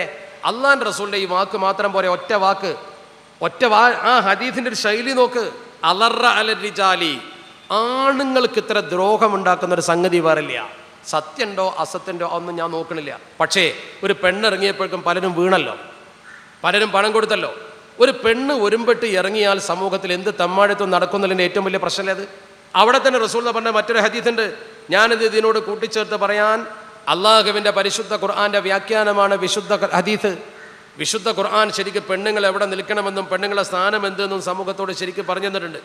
ആ ഖുർആൻ സമൂഹത്തിന് പഠിപ്പിച്ചു കൊടുക്കാൻ വന്ന അഷ്റഫുൽ ഖൽഖ് മുഹമ്മദ് മുസ്തഫ സ്വല്ലല്ലാഹു അലൈഹി വസല്ലമ തങ്ങൾ പഠിപ്പിക്കുന്നു, താഴെ സ്ത്രീകളുണ്ടാകുമല്ലോ, അവരും പഠിക്കണം, നിങ്ങളെ കുറ്റപ്പെടുത്തുകയല്ല. അദ്ദുന്യാ ഹുൽവത്തുൻ ഖദറത്തുൻ, നബി തങ്ങൾ പഠിപ്പിച്ചു, അദ്ദുന്യാ ഹുൽവത്തുൻ ഖദറത്തുൻ, ദുനിയാവെന്ന് പറഞ്ഞാൽ അത് ഹരിതമധുരമാണ്. ദുനിയാവ് ഹരിതമധുരമാണ്. ദുനിയാവ് എന്ന് പറഞ്ഞാൽ തന്നെ ഒരു ഹരിതം എന്ന് പറഞ്ഞാൽ പച്ച എന്ന് പറയുമ്പോൾ തന്നെ അത് ഒരു മനുഷ്യന് ആവേശം ഉണ്ടാക്കുന്ന സംഗതിയാണ്. ആ ഹരിതം മധുരം, നല്ല മധുരമുള്ള ഹരിത മധുരം എന്നൊക്കെ പറഞ്ഞാൽ എന്താ, അടിച്ച് പൊളിച്ച് ജീവിക്കാൻ പറ്റിയ സാധന ദുനിയാവ്. ദുനിയാവ് എന്ന് പറഞ്ഞാൽ ഒരു ചക്രക്കുടം തന്നെയാണ്. അത് നമുക്ക് കയ്യിട്ട് വാരി ഭുജിക്കാൻ കഴിയുന്ന ഏറ്റവും നല്ല മനോഹരമാണ് ദുനിയാവ്. എന്നാൽ അള്ളാഹുവിൻ്റെ പ്രവാചകർ പഠിപ്പിക്കുന്നു, വ ഇന്നല്ലാഹ മുസ്തഖ്ലിഫുകും ഫിഹാ, ഈ ദുനിയാവിൽ അള്ളാഹു നിങ്ങളെ പ്രതിനിധികളാക്കി വെച്ചിരിക്കും. നിങ്ങൾ പ്രതിനിധികളാണ്, അള്ളാഹുവിൻ്റെ പ്രതിനിധികൾ. നിങ്ങൾക്കിത് ഉപയോഗിക്കാനുള്ള സൗകര്യമുണ്ട്, സംഭവമുണ്ട്. ദുനിയാവ് നല്ല ഹരിത മധുരമാണ്. അള്ളാഹ് നിങ്ങളെ ദുനിയാവ് ആസ്വദിക്കാൻ വിട്ടതാ. പക്ഷേ ഫയൻദുറ കൈഫ തഅമലൂൻ, അള്ളാഹ് നോക്കുന്നുണ്ട് നിങ്ങൾ എങ്ങനെ പ്രവർത്തിക്കണത്. ദുനിയാവ് നിങ്ങൾക്ക് തന്നു, ഒക്കെ നിങ്ങൾക്ക് കലക്കലക്കും മാഫിലത് ജമീഅന, ഒക്കെ നിങ്ങൾക്ക് പഠിച്ചു, നിങ്ങൾ എങ്ങനെ പ്രവർത്തിക്കുന്നു നോക്കുന്നുണ്ട്. അതുകൊണ്ട് ഞാൻ നിങ്ങൾക്കൊരു ഉപദേശം തരാം. എന്താ ഉപദേശം? ഫത്തഖു ദുനിയാ വത്തഖുൻ നിസാ. അള്ളാഹുവിൻ്റെ റസൂൽ പറഞ്ഞ വാക്കാ, വത്തഖു ദുനിയാ വത്തഖുൻ നിസാ. ദുന്യാവിനും പേടിച്ചോളി, പെണ്ണുങ്ങളെയും പേടിച്ചോളി. ദുന്യാവ് എന്ന് പറഞ്ഞിട്ട് പിന്നെ ദുന്യാവിലുള്ള ഒരു പ്രത്യേക ചരക്കിനെടുത്ത് പറയാ, ഫ ഇന്ന അവ്വല ഫിത്നതി ബനി ഇസ്രാഈല കാനത്ത് ഫിന്നിസാ. ദുനിയാവിൽ ബനി ഇസ്രായേലിയർ എന്ന് പറയുന്നൊരു സമൂഹത്തെക്കുറിച്ച് ഖുർആൻ നന്നായി പറയുന്നു. ഖുർആൻ്റെ പരാമർശത്തിൽ ഏറ്റവും മുഖ്യ വിഷയം ബനി ഇസ്രായേൽക്കാരാ. പരാജയപ്പെട്ട് മൂക്ക് കുത്തിയൊരു കൗമാണവർ. ആ കൗമ മൂക്ക് കുത്താനുണ്ടായ പ്രധാന കാരണം അവരുടെ പെണ്ണുങ്ങളാണ് എന്ന് അഷ്റഫുൽ ഖൽഖ് മുഹമ്മദ് മുസ്തഫ സ്വല്ലല്ലാഹു അലൈഹി വസല്ലം. ആ സ്ത്രീകൾ അവരിൽ ഉണ്ടാക്കിയ തിന്മകൾ വളരെ വലുതാണ്. ഇപ്പം നിങ്ങൾ നോക്ക്, നമ്മുടെ കേരളത്തിൽ നിക്ഷേപങ്ങൾ പോലും സഹിച്ചുകൊണ്ട് സൗരോർജ്ജത്തിന് വേണ്ടി, സൗര പാനലുണ്ടാക്കുന്നതിന് വേണ്ടി ഒരുപാട് പണം പിരിക്കാൻ ഒരു പെണ്ണ് ഒരുമ്പെട്ടപ്പോൾ എല്ലാവരും കൊടുത്തു. ഒരു പെണ്ണ് ഒരുമ്പെട്ടപ്പോൾ എല്ലാവരും കൊടുത്തു. ഇപ്പം നമ്മുടെ സമൂഹത്തിലൊക്കെ കാണുന്നൊരു പ്രവണത ഉണ്ട്. എന്താ? ആണുങ്ങളെ ആകർഷിക്കാനും ബിസിനസ് വർദ്ധിപ്പിക്കാനും വേണ്ടി ബിസിനസ് എക്സിക്യൂട്ടീവ്സായിട്ട് പെണ്ണുങ്ങളെ വെക്കുക. ലോഡ്ജിലാണെങ്കിലോ റിസപ്ഷനിസ്റ്റായിട്ട് പെണ്ണിനെ വെക്കുക. ഒരു കച്ചവട സ്ഥാപനത്തിൽ അതിൻ്റെ ചരക്ക് ചെലവഴിക്കാൻ ആവശ്യമാണ് പെണ്ണെങ്കിൽ ആ പെണ്ണിനെ വെക്കുക. ഏത് ഓഫീസിനും മുൻപിൽ പെണ്ണിനെ വെക്കുക. നമ്മുടെ ഒരു പ്രവണതയാണ് ലോകത്ത് വന്നിട്ടുള്ളത്. ഈ സ്ത്രീകളുടെ സൗന്ദര്യം ചൂഷണം ചെയ്തുകൊണ്ട് പണമുണ്ടാക്കാൻ ലോകത്ത് നടക്കുന്ന ഇത്തരം പ്രക്രിയകൾ, മാംസം വിൽക്കുന്ന പോലെ തന്നെ അവളെ മേനി വിൽക്കുകയാണല്ലോ ഈ സൗന്ദര്യം. ഇതെന്തുകൊണ്ട് സംഭവിക്കുന്നു? പുരുഷന്മാർ ആ ഭാഗത്തേക്ക് മൈൻഡ് ചെയ്യാതിരുന്ന വിഷയം പോയില്ലേ? നമ്മളെ മനസ്സിനെ നിയന്ത്രിക്കാൻ നമുക്ക് കഴിഞ്ഞാൽ എവിടെയും നിങ്ങൾ നോക്ക്, ഏതെങ്കിലും ഒരു സാധനം മാർക്കറ്റിൽ പബ്ലിസിറ്റി കൊടുക്കാറുണ്ടെങ്കിൽ അതിൻ്റെ മുഖത്തുണ്ടാവും ഒരു പെണ്ണിൻ്റെ ഫോട്ടോ. എല്ലാ പരസ്യ ബോർഡുകളും ബാനറുകളും നോക്ക്, പെണ്ണിൻ്റെ ഫോട്ടോയിൽ. എന്താ കാരണം? പെണ്ണ് എങ്ങനെ കമ്പോളച്ചരക്കായി? അള്ളാഹുവിൻ്റെ റസൂൽ പറഞ്ഞു, ഫത്തഖു ദുനിയാ വത്തഖുൻ നിസാ. വേറൊരു ഹദീസിൻ്റെ അതിനേക്കാൾ ഗൗരവ. ആ ഹദീസിൻ്റെ ശൈലി തന്നെ ഗൗരവ. അഷ്റഫുൽ ഖൽഖ് മുത്ത മുഹമ്മദ് മുസ്തഫ സ്വല്ലല്ലാഹു അലൈഹി വസല്ലമ തങ്ങൾ പറഞ്ഞു, റസൂൽ ഒരു കാര്യം ഗൗരവത്തിൽ പറഞ്ഞിട്ട് നടക്കേണ്ട ചെയ്യും. അതിപ്പോൾ നടക്കില്ല ശരിക്കും. ഇന്ന അഖ്വഫു മാ അഖാഫു അലാ ഉമ്മത്തി, അഖ്വഫു മാ അഖാഫു അലാ ഉമ്മത്തി, എൻ്റെ ഉമ്മത്തിൻ്റെ മേൽ എനിക്ക് ആകെയുള്ള ഭയങ്കര ഭയം, ആകെ പേടി, എൻ്റെ ഉമ്മത്തിൽ എനിക്ക് ആകെയുള്ള പേടി ഒന്നേ ഉള്ളൂ. എന്താ? ഒന്നേ ഉള്ളൂ. അള്ളാഹുവിൻ്റെ പ്രവാചകൻ പറയുന്നത് രണ്ടും കൂട്ടിയിട്ടാ പറഞ്ഞത്, അൻ നിസാഉ വൽ ഖംർ, കള്ളും പെണ്ണുമാണ് ഷഫീഉനാ റസൂലുള്ളാഹി സ്വല്ലല്ലാഹു അലൈഹി വസല്ലം. ഈ രണ്ട് സാധനം, അഖ്വഫു മാ അഖാഫു അലാ ഉമ്മത്തി എന്ന ഹദീസിൻ്റെ പ്രയോഗം നോക്ക്. ഈ രണ്ട് സാധനമല്ലേ ലോകത്ത് ഏറ്റവും വലിയ അപകടം ഉണ്ടാക്കുന്നത്? ഒരു കുപ്പി കള്ളും ഒരു തേവിടിശി പെണ്ണുണ്ടായ ലോകത്ത് നടക്കാത്ത തമ്മാടിത്തെന്താ? ആലോചിച്ച് നോക്ക്. ഒരു കുപ്പി കള്ളും ഒരു തേവിടിശി പെണ്ണും മതി. ലോകത്തെ സകല തമ്മാടിത്തത്തിൻ്റെ തലപ്പത്ത് അത് മതി, വേറൊന്നും വേണ്ട. സകല തമ്മാടിത്തം അതോടുകൂടി നടന്നു. ഇന്ന് ലോകത്ത് നടക്കുന്ന കാര്യം അതല്ലേ? നിങ്ങൾ ശരിക്കും ആലോചിച്ചു. എന്താ കാരണം? ലജ്ജയില്ലാത്തതുകൊണ്ട്. ലജ്ജയില്ല. 1.25 ലക്ഷം പ്രവാചകന്മാർ ഭൂമിയിൽ വന്നിട്ട് അവർ മുഴുവൻ പഠിപ്പിച്ച മൊത്തം പഠനത്തിൻ്റെ ഒറ്റ ഉൾസാരം, എല്ലാ പ്രവാചകന്മാരും പഠിപ്പിച്ചതിൻ്റെ ഉൾസാരം എന്താ? ഇന്ന മിമ്മ അദ്റക മിൻ കലാമിൻ നുബുവ്വ, ഇന്ന മിമ്മ അദ്റക മിൻ കലാമിൻ നുബുവ്വ, നുബുവ്വത്തിൻ്റെ കലാമിൽ നിന്ന് നിങ്ങൾക്ക് നേടിയെടുക്കാൻ കഴിയുന്ന ഏറ്റവും തത്വാംശം എന്താണ്? ഈ നബിമാരൊക്കെ ഇവിടെ വന്നുകൊണ്ട് പ്രബോധനം ചെയ്ത തത്വങ്ങളിൽ നിന്നും നിങ്ങൾക്ക് ക്രോഡീകരിച്ചെടുക്കാൻ കഴിയുന്ന അതിപ്രധാനമായ സത്ത എന്താണ്? അതിൽ നിന്ന് പിടിച്ചെടുക്കാൻ കഴിയുന്ന മൂല്യം എന്താണ്? ഒന്ന് മാത്രമാണ്, ഇദാലം തസ്തഹി ഫസ്ന മാ ശിഅ്ത, നാണല്ലെങ്കിൽ എന്തും ചെയ്തോ. ഇദാലം തസ്തഹി, നിനക്ക് ലജ്ജയില്ലേ? ലജ്ജ എന്ന് പറഞ്ഞ സംഗതി ഇല്ലേ? ഫസ്ന മാ ശിഅ്ത, നീ ഇഷ്ടപ്പെട്ടതൊക്കെ ചെയ്തു, പിന്നെ നിനക്ക് എന്തും ചെയ്യാം. നാണമില്ലെങ്കിൽ നിനക്ക് ഭൂമിയിൽ എന്തും ചെയ്യാം. നാണമില്ല ഞാനൊക്കെ അങ്ങനെ തന്നെ. ഇപ്പം ഇപ്പോൾ ഈ സ്ത്രീ പീഡനങ്ങളെക്കുറിച്ചുള്ള വാർത്തകളൊക്കെ വരുന്നുണ്ടല്ലോ, ഒരു പങ്ക് സ്ത്രീകൾക്കില്ലേ? ഡൽഹിയിൽ പെണ്ണ് മാനഭംഗപ്പെടുത്തപ്പെട്ടപ്പോൾ ആ പെണ്ണ് എന്താ ചെയ്തത്? രാത്രി 9 മണിക്ക് ശേഷം അന്യൻ്റെ കൂടെ സിനിമ കണ്ട് വരില്ലായിരുന്നോ? ഒന്ന് പഠിക്കും നിങ്ങൾ. അന്യൻ്റെ കൂടെ സിനിമ കണ്ട് വരികയാണ്. നമ്മുടെ ഗോവിന്ദസ്വാമി ഒരു പെണ്ണിനെ കൊന്നില്ലേ ഷൊർണൂരിൽ? ആ പെണ്ണ് ഒറ്റയ്ക്ക് രാത്രി കമ്പാർട്ട്മെൻറ്റിൽ യാത്ര ചെയ്യുക. പെണ്ണ് ഒറ്റയ്ക്ക് ഇറങ്ങിത്തിരിക്കുന്നതിനെ കുറിച്ച് ഗൗരവത്തിൽ പഠിപ്പിച്ച ഒരു മതമല്ലേ ഉള്ളൂ? ഒരൊറ്റ മതം, അത് അഷ്റഫുൽ ഖൽഖ് മുത്ത മുഹമ്മദ് മുസ്തഫ സ്വല്ലല്ലാഹു അലൈഹി വസല്ലം റസൂലുള്ളാഹി പറഞ്ഞു. അള്ളാഹിൻ്റെ പരിശുദ്ധ പ്രവാചകരെ പറഞ്ഞു പെണ്ണങ്ങനെ ഒറ്റയ്ക്ക് ഇറങ്ങി പുറപ്പെടാൻ പാടില്ല. റസൂലുള്ളാഹി മാത്രമേ പറഞ്ഞുള്ളൂ. ഈ സമൂഹം അത് കേട്ടില്ല. അതല്ലേ ഇപ്പോൾ അവിടെ സംഭവിച്ചത്? നമുക്കിപ്പോൾ ഭൗതിക ലോകത്ത് പരമാവധി എന്ത് ചെയ്യാൻ പറ്റും? ശിക്ഷിക്കാൻ പറ്റും. ശിക്ഷിച്ചിട്ട് എന്താ കാര്യം? ഇപ്പോൾ ജയിലിൽ പോകാൻ ആൾക്കാർക്ക് വല്ല പേടിയുണ്ടോ? ഇപ്പോൾ ഇന്നലത്തെ ഒരു പത്രത്തിൽ നിങ്ങൾ വായിച്ചോ? ഇതേ ഗോവിന്ദസ്വാമിയെ കുറിച്ച് തന്നെ പറഞ്ഞു. അയാൾ ജയിലിൽ കിടന്നു, 5-8 മാസം ജയിലിൽ കിടന്നിറങ്ങിയപ്പോഴേക്ക് 8 കിലോ കൂടിയെന്നാണ്. 8 കിലോ കൂടി തിന്നിട്ടേ. നല്ല സൗകര്യമല്ലേ ജയിലിൽ? ഇപ്പോൾ മനുഷ്യന്മാരെ ജയിലിലിട്ടാലും സൗകര്യമാണ്. ജയിലിൽ ഏറ്റവും വലിയ സൗകര്യമല്ലേ? നിങ്ങൾ കുറ്റം ചെയ്ത് ജയിലിൽ പോയി നോക്ക്, ഏറ്റവും മികച്ച ചികിത്സ കിട്ടും. ഏത് രോഗം ഉണ്ടെന്ന് പറഞ്ഞാൽ അപ്പോൾ കൊണ്ടുപോയി ചികിത്സിക്കും. ഏറ്റവും നല്ല ഹോസ്പിറ്റലിൽ ഏത് ഭക്ഷണം വേണമെന്ന് പറഞ്ഞാൽ സുഖമായിട്ട് ഭക്ഷണം കിട്ടും. നല്ല കോഴിയും ഇറച്ചിയും ഒക്കെ അല്ലേ ഇപ്പോൾ കൊടുക്കുന്നത് ജയിലിൽ. ജയിലിൽ കിടക്കുന്ന പുള്ളികൾക്ക് വളരെ സൗകര്യം. ഇപ്പോൾ തെറ്റ് ചെയ്ത് ജയിലിൽ പോകാനും മനുഷ്യന് കാരാഗ്രഹം ഒരു തടവറയില്ലല്ലോ. ഇപ്പോൾ രാഷ്ട്രീയ നേതാക്കന്മാരൊക്കെ തെറ്റ് ചെയ്ത് ജയിലിൽ പോയാലോ അവർക്ക് ഫസ്റ്റ് ക്ലാസ് സൗകര്യം സുന്ദരമായിട്ട് അവിടെ കിട്ടും. വീട്ടിൽ നിന്നേക്കാളും നല്ല സൗകര്യം കിട്ടും. പത്രം കിട്ടും, ടെലിവിഷൻ കിട്ടും, ആവശ്യത്തിന് എല്ലാ സൗകര്യം കിട്ടും. തടവിൽ ഇങ്ങനെ കിടന്നാൽ മതി. അപ്പോൾ തടവ് എന്ന് പറയുന്നത് ഇന്നൊരു സുഖവാസ കേന്ദ്രമായി മാറിയിരിക്കുക. അപ്പോൾ ഈ രീതിയിൽ ഒരാളെ തടവിലിട്ടിട്ട് പോലും ഒരു പ്രയോജനമില്ലാത്ത കാലഘട്ടത്തിൽ നമ്മൾ ജീവിക്കുന്നത്.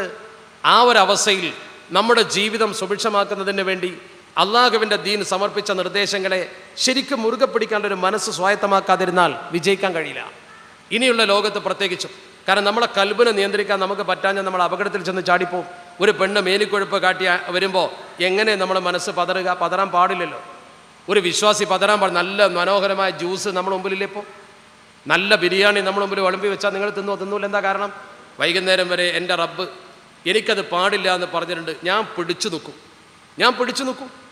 ഈ പിടിച്ചു നിൽക്കാനുള്ള മനസ്സ് ഈ ഭക്ഷണത്തിൽ മാത്രം കാണിച്ചാൽ പോരല്ലോ. അങ്ങനെ റബ്ബ് നമ്മളെ പട്ടിണിക്കിട്ട് കൊണ്ട് പഠിപ്പിക്കുന്നത് കേവലം ഭക്ഷണം നിയന്ത്രിക്കാൻ മാത്രമല്ല, എല്ലാ മുഹറമാത്തിനെ കുറിച്ചും അല്ല ഇംസാഖു അനിൽ മുഹറമാത്തി വല്ലാധാം, എല്ലാ തിന്മകളെ തൊട്ടും പിടിച്ചു നിൽക്കാനുള്ള കഴിവ് നമ്മൾ ആർജിച്ചെടുക്കണം. ആ കഴിവുണ്ടോന്നാ പടച്ചോ നോക്കണത്. അതില്ലെങ്കിൽ പിന്നെ ഈ നോമ്പ് കൊണ്ടൊരു പ്രയോജനമില്ല കേട്ടോ. ഈ വിശുദ്ധ ഖുർആൻ്റെ ഉത്ബോധനം കൊണ്ടൊരു പ്രയോജനവുമില്ല. അപ്പം നമ്മൾ ശരിക്ക് ചെറിയ ചെറിയ തിന്മകൾ പോലും, ചെറിയ തിന്മ, ആ തിന്മകളെപ്പോലും നമ്മൾ ഗൗരവത്തോടെ കാണുന്നത് മഹാനായ ജഅഫർ സ്വാദിഖ് റളിയല്ലാഹു തആല അൻഹുവിൻ്റെ ഒരു ഉത്ബോധനമുണ്ട്. മഹാനവർകൾ പറഞ്ഞു അർബഅത്തുൻ അൽ ഖലീലു മിൻഹാ കസീർ എന്ന. അർബഅത്തുൻ 4 4 സംഗതികൾ അൽ ഖലീലു മിൻഹാ കസീർ, വളരെ ചുരുക്കമായി അതിൽ നിന്ന് എന്തു സംഭവിച്ചാലും അത് ഗൗരവമുള്ളതായി കാണണം. 4 സംഗതികൾ ഖലീൽ കസീറാണ് എന്ന് പറഞ്ഞതിൻ്റെ അർത്ഥം എന്താ? കുറച്ചു മതി, അതുകൊണ്ടുണ്ടാകുന്ന നാശം വളരെ ഗൗരവത്തിലുള്ളതായിരിക്കും.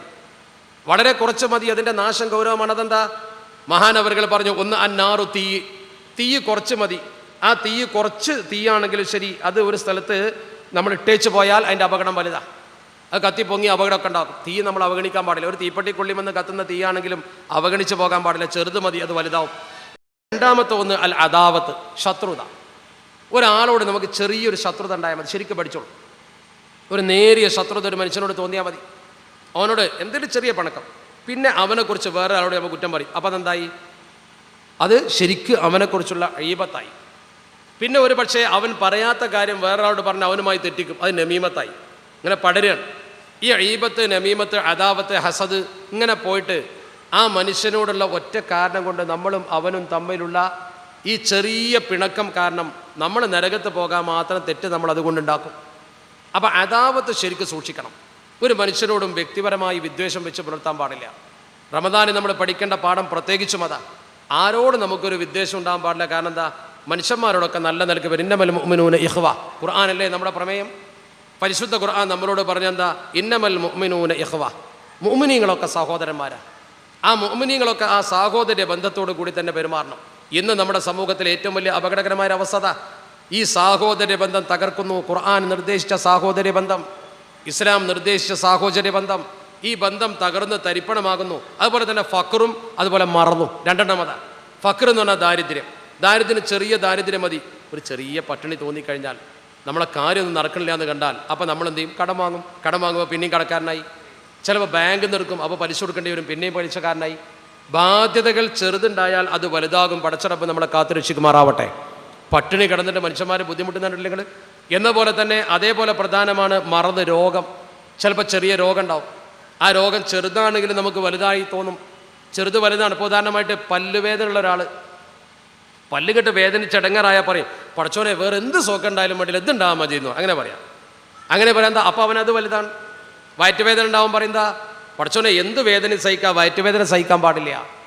അങ്ങനെ വല്ല രോഗങ്ങളോ ബുദ്ധിമുട്ടുകളോ ഒക്കെ ഉണ്ടെങ്കിൽ അതിൽ ക്ഷമിക്കാനാണ് നമ്മൾ ക്ഷമിക്കേണ്ടത്. ഫക്റിൽ ക്ഷമിക്കണം, ബലായിലും മുസീബത്തിലും ഒക്കെ ക്ഷമിക്കണം. കാരണം എന്താ?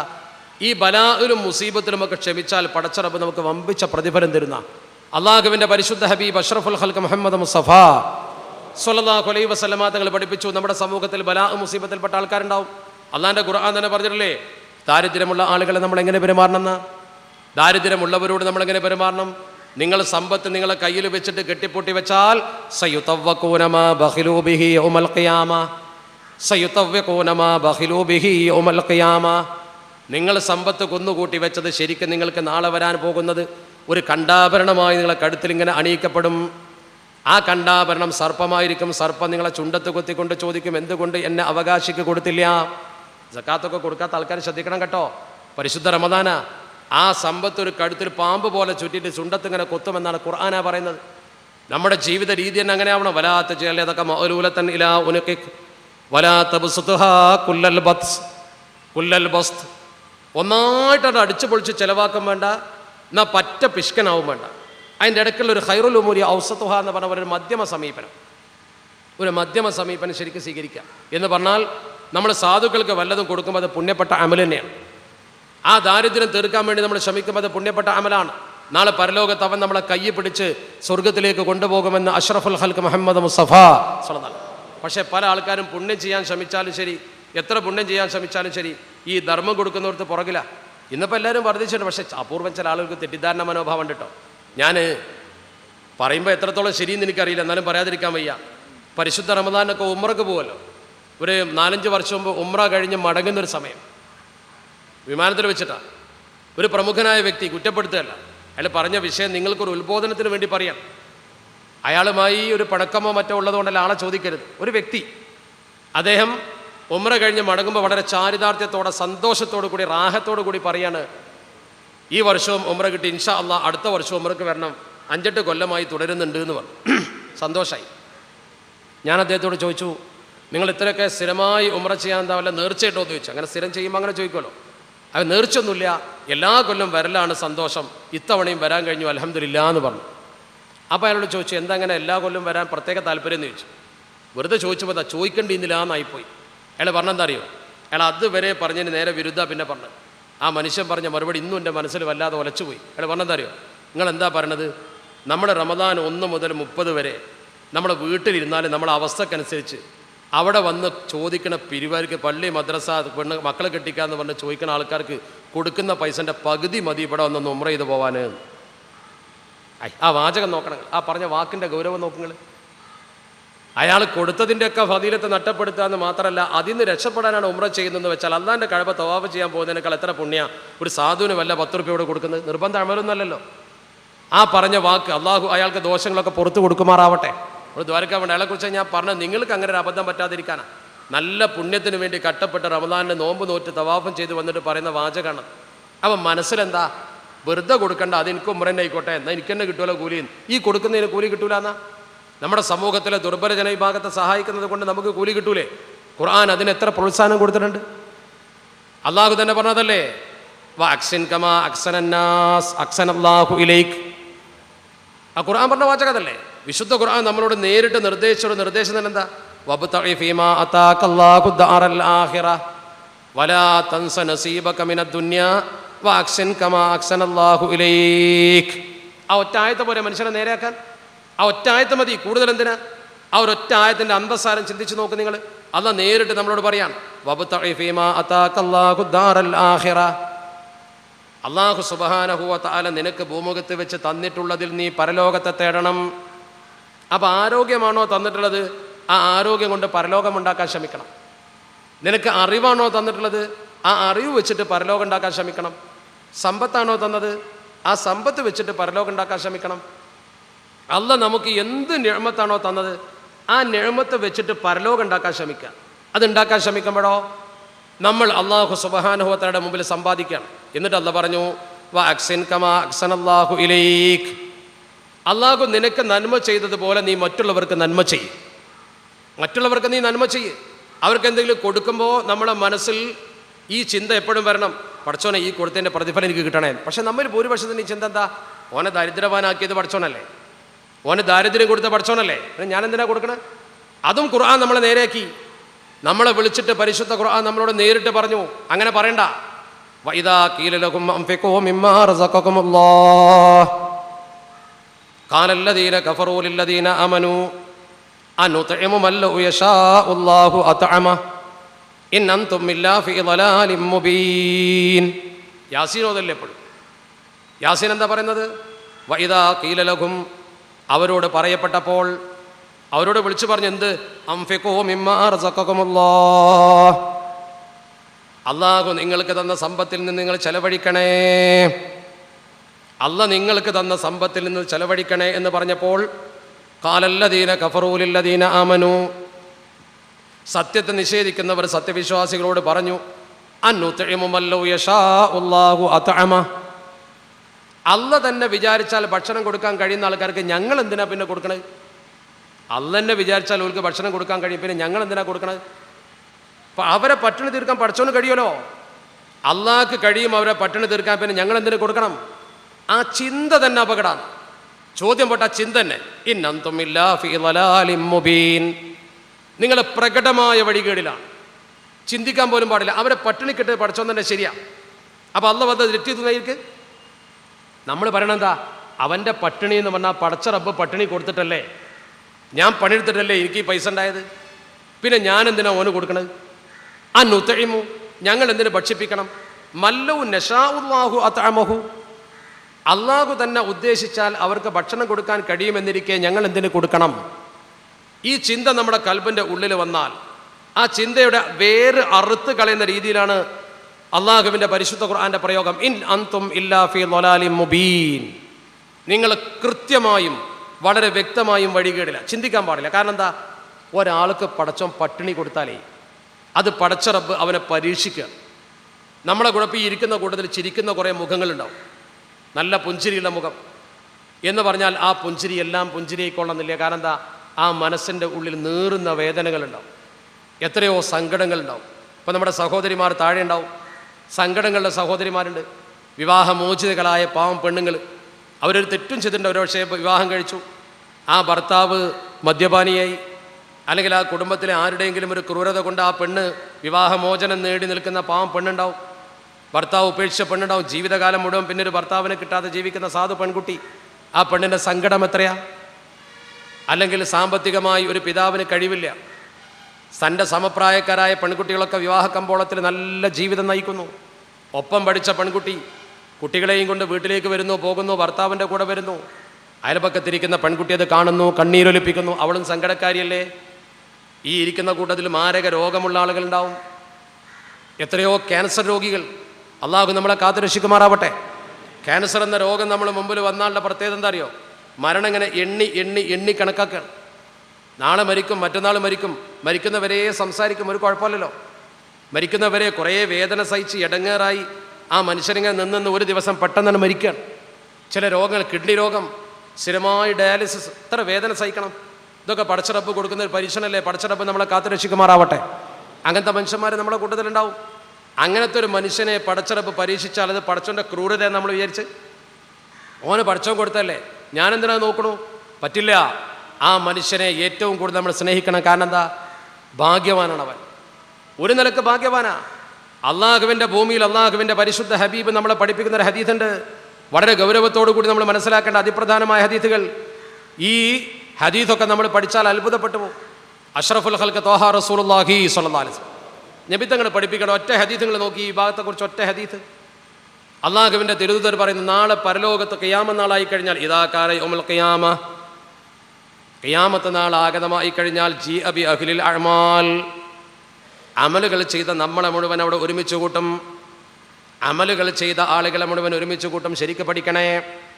അള്ളാഹുവിൻ്റെ പരിശുദ്ധ ഖുർആൻ നമ്മളെ പഠിപ്പിച്ചതാണ് അക്സിൻ കമാ അക്സൻ അല്ലാഹു ഇലൈക് വലാ തബഇൽ ഫസാദ ഫിൽ അർള്. നിങ്ങളെ കൊണ്ട് കഴിയുന്ന നന്മ നിങ്ങൾ ജനങ്ങൾക്ക് ചെയ്തു കൊടുക്കണം, ഭൂമിയിൽ കുഴപ്പമുണ്ടാക്കരുത്. പട്ടിണി കിടക്കുന്നവന് പാവപ്പെട്ടവന് ഗുണം ചെയ്യണം. കാരണം എന്താ? അവൻ്റെ പ്രത്യേകത എന്താണെന്നറിയോ? നാളെ പരലോകത്ത് മഅ്ശറ എന്ന് പറയുന്ന വൻസഭ ഒരുമിച്ച് കൂട്ടപ്പെടുമ്പോൾ, അള്ളാഹുവിൻ്റെ മഹാസമ്മേളന നഗരി നമ്മളൊക്കെ ആഗതരാകുമ്പോൾ, ആ സമയത്തതാ അഖിലുൽ അഅ്മാൽ, അഹ്ലുൽ അഅ്മാലിനെ പടച്ചറബ് കൊണ്ടുവരുന്നു. ഉഫു അഅ്മാലഹും, അവർക്ക് എല്ലാ അമലുകളും ശരിക്ക് കൃത്യമായി വകവെച്ചു കൊടുക്കും. ഉഫു അഅ്മാലഹും, അവരെ അമലുകൾ അവർക്ക് ശരിക്ക് നൽകപ്പെടുന്ന രംഗം. അവരെ അമലുകൾ മുഴുവൻ കൊണ്ടുവന്നിട്ട് ബിൽ മീസാൻ വെച്ചുകൊണ്ട് തൂക്കി കണക്കാക്കും. മീസാൻ ഇങ്ങനെ പിടിക്കും. മീസാൻ ഇങ്ങനെ പിടിച്ചിട്ട് അമലിങ്ങനെ തൂക്കിയിട്ട് ആ തൂക്കത്തിൻ്റെ കണക്കാക്കി പ്രതിഫലം ഇങ്ങനെ വാരി വാരി കൊടുക്കും അവർക്ക്. നമുക്കൊക്കെ നമ്മുടെ നോമ്പ് നോറ്റിന് കൂലി കിട്ടും, നമ്മുടെ ഇത്തിക്കാഫിരുന്നതിന് കൂലി കിട്ടും, നമ്മുടെ തറാവീഹ് നിസ്കരിച്ചതിന് കൂലി കിട്ടും. നമ്മളെ എല്ലാ അമലുകൾക്കും പടച്ചിറപ്പ് നമുക്ക് പ്രതിഫലം വർദ്ധിപ്പിച്ച് തരുമാറാവട്ടെ. അള്ളാഹു നമ്മുടെ കൂലി വർദ്ധിപ്പിച്ച് തരുമാറാവട്ടെ. ശരിക്കും ആമീൻ പറഞ്ഞോളി. അള്ളാഹ് സ്വീകരിച്ചെങ്കിലേ ഉള്ളൂ. തറാവിയൊക്കെ നിസ്കരിച്ചു എന്ന് കരുതിയിട്ട് കാര്യമില്ല. ഇബ്രാഹിം നബി അലൈഹി സ്വലാത്തു വസ്സലാം കഅബ ഉണ്ടാക്കിയിട്ട് പറഞ്ഞെന്താ? റബ്ബനാ തഖബ്ബൽ മിന്നാ ഇന്നക അന്തസ് സമീഉൽ അലീം. പടച്ചോനെ സ്വീകരിക്കണേ എന്നാ പറഞ്ഞത്. അള്ളാഹു നമ്മിൽ നിന്ന് സ്വീകരിക്കുമാറാവട്ടെ. കഅബ ഉണ്ടാക്കാൻ നല്ല പണിയല്ലേ? കഅബ ഉണ്ടാക്കുന്നതിനേക്കാൾ നല്ല പണി എന്താ? ഭൂമുഖത്ത് പള്ളി ഉണ്ടാക്കുന്നതിനേക്കാൾ നല്ല പണി എന്താ? അത് ഉണ്ടാക്കിയിട്ട് പോലും ഇബ്രാഹിം നബി തങ്ങൾ പറഞ്ഞ റബ്ബനാ തഖബ്ബൽ മിന്നാ, പടച്ചവനെ സ്വീകരിക്കണേ ദ്വാരത്തില്ലെങ്കിൽ, ദ്വാ ചെയ്തില്ലെങ്കിൽ പിന്നെ ഒരു പ്രതിഫലം കിട്ടൂല. അപ്പോൾ ചുരുക്കത്തിൽ നമ്മളൊക്കെ എടുത്ത പണിക്ക് കൂലി നമുക്ക് മീസാൻ ഇങ്ങനെ തൂക്കി പിടിച്ചിട്ട് തൂക്കി കണക്കാക്കി വാരിക്കോരി ഇങ്ങനെ തരും. ഇഷ്ടം പോലെ ഇങ്ങനെ വാരിക്കോരി തരുമ്പോൾ നമ്മളിങ്ങനെ വാങ്ങി വെക്കും. അപ്പോഴോ? എന്നാൽ ആർക്കാണിത്? അഹ്ലു സ്വലാത്തി വസ്സിയാം, നിസ്കരിച്ചവർക്ക്, നോമ്പ് നോറ്റവർക്ക്, വല്ല ഹജ്ജ് ചെയ്തവർക്കൊക്കെ കൂലി. എന്തൊരു പ്രതിഫലമായിരിക്കും കിട്ടുക. അതിങ്ങനെ തൂക്കി കണക്കാക്കി കൊടുക്കുമ്പോൾ നമ്മളിങ്ങനെ വാങ്ങും. ആ പ്രതിഫലം വാങ്ങി നമ്മളിങ്ങനെ സ്വർഗത്തിലേക്ക് പോകും. തുമ്മയുതാബി അഹ്ലുൽ ബലാ, പിന്നെയാണ് അഹ്ലുൽ ബലാഗിനെ കൊണ്ടുവരിക. ഭൂമിയിൽ നിന്ന് ക്യാൻസർ രോഗിയായി മരണം മുമ്പിൽ കണ്ടുകൊണ്ട് കരഞ്ഞുകൊണ്ട് ജീവിച്ചവൻ, ഭർത്താവ് ഉപേക്ഷിച്ചുകൊണ്ട് കഷ്ടപ്പെട്ടുകൊണ്ട് ജീവിതത്തിൻ്റെ രണ്ടറ്റം മുട്ടിക്കാതെ ഒരു സുഖവുമില്ലാതെ ജീവിതത്തിൽ ജീവിച്ച പെൺകുട്ടി, മാരക രോഗം പിടിപെട്ടുകൊണ്ട് ദിവസേന ഡയാലിസിസ് ചെയ്തിരുന്ന മനുഷ്യൻ, പണം ഒരിക്കലും ജീവിതത്തിൻ്റെ നല്ല ആവശ്യങ്ങൾക്ക് പോലും തികയാതെ കടം കൊണ്ട് ജീവിച്ചു, പട്ടിണി കിടന്നുകൊണ്ട് ഒരു പക്ഷേ മരിച്ചു, മക്കൾക്ക് ഇഷ്ടപ്പെട്ടത് വാങ്ങിക്കൊടുക്കാൻ കഴിഞ്ഞില്ല.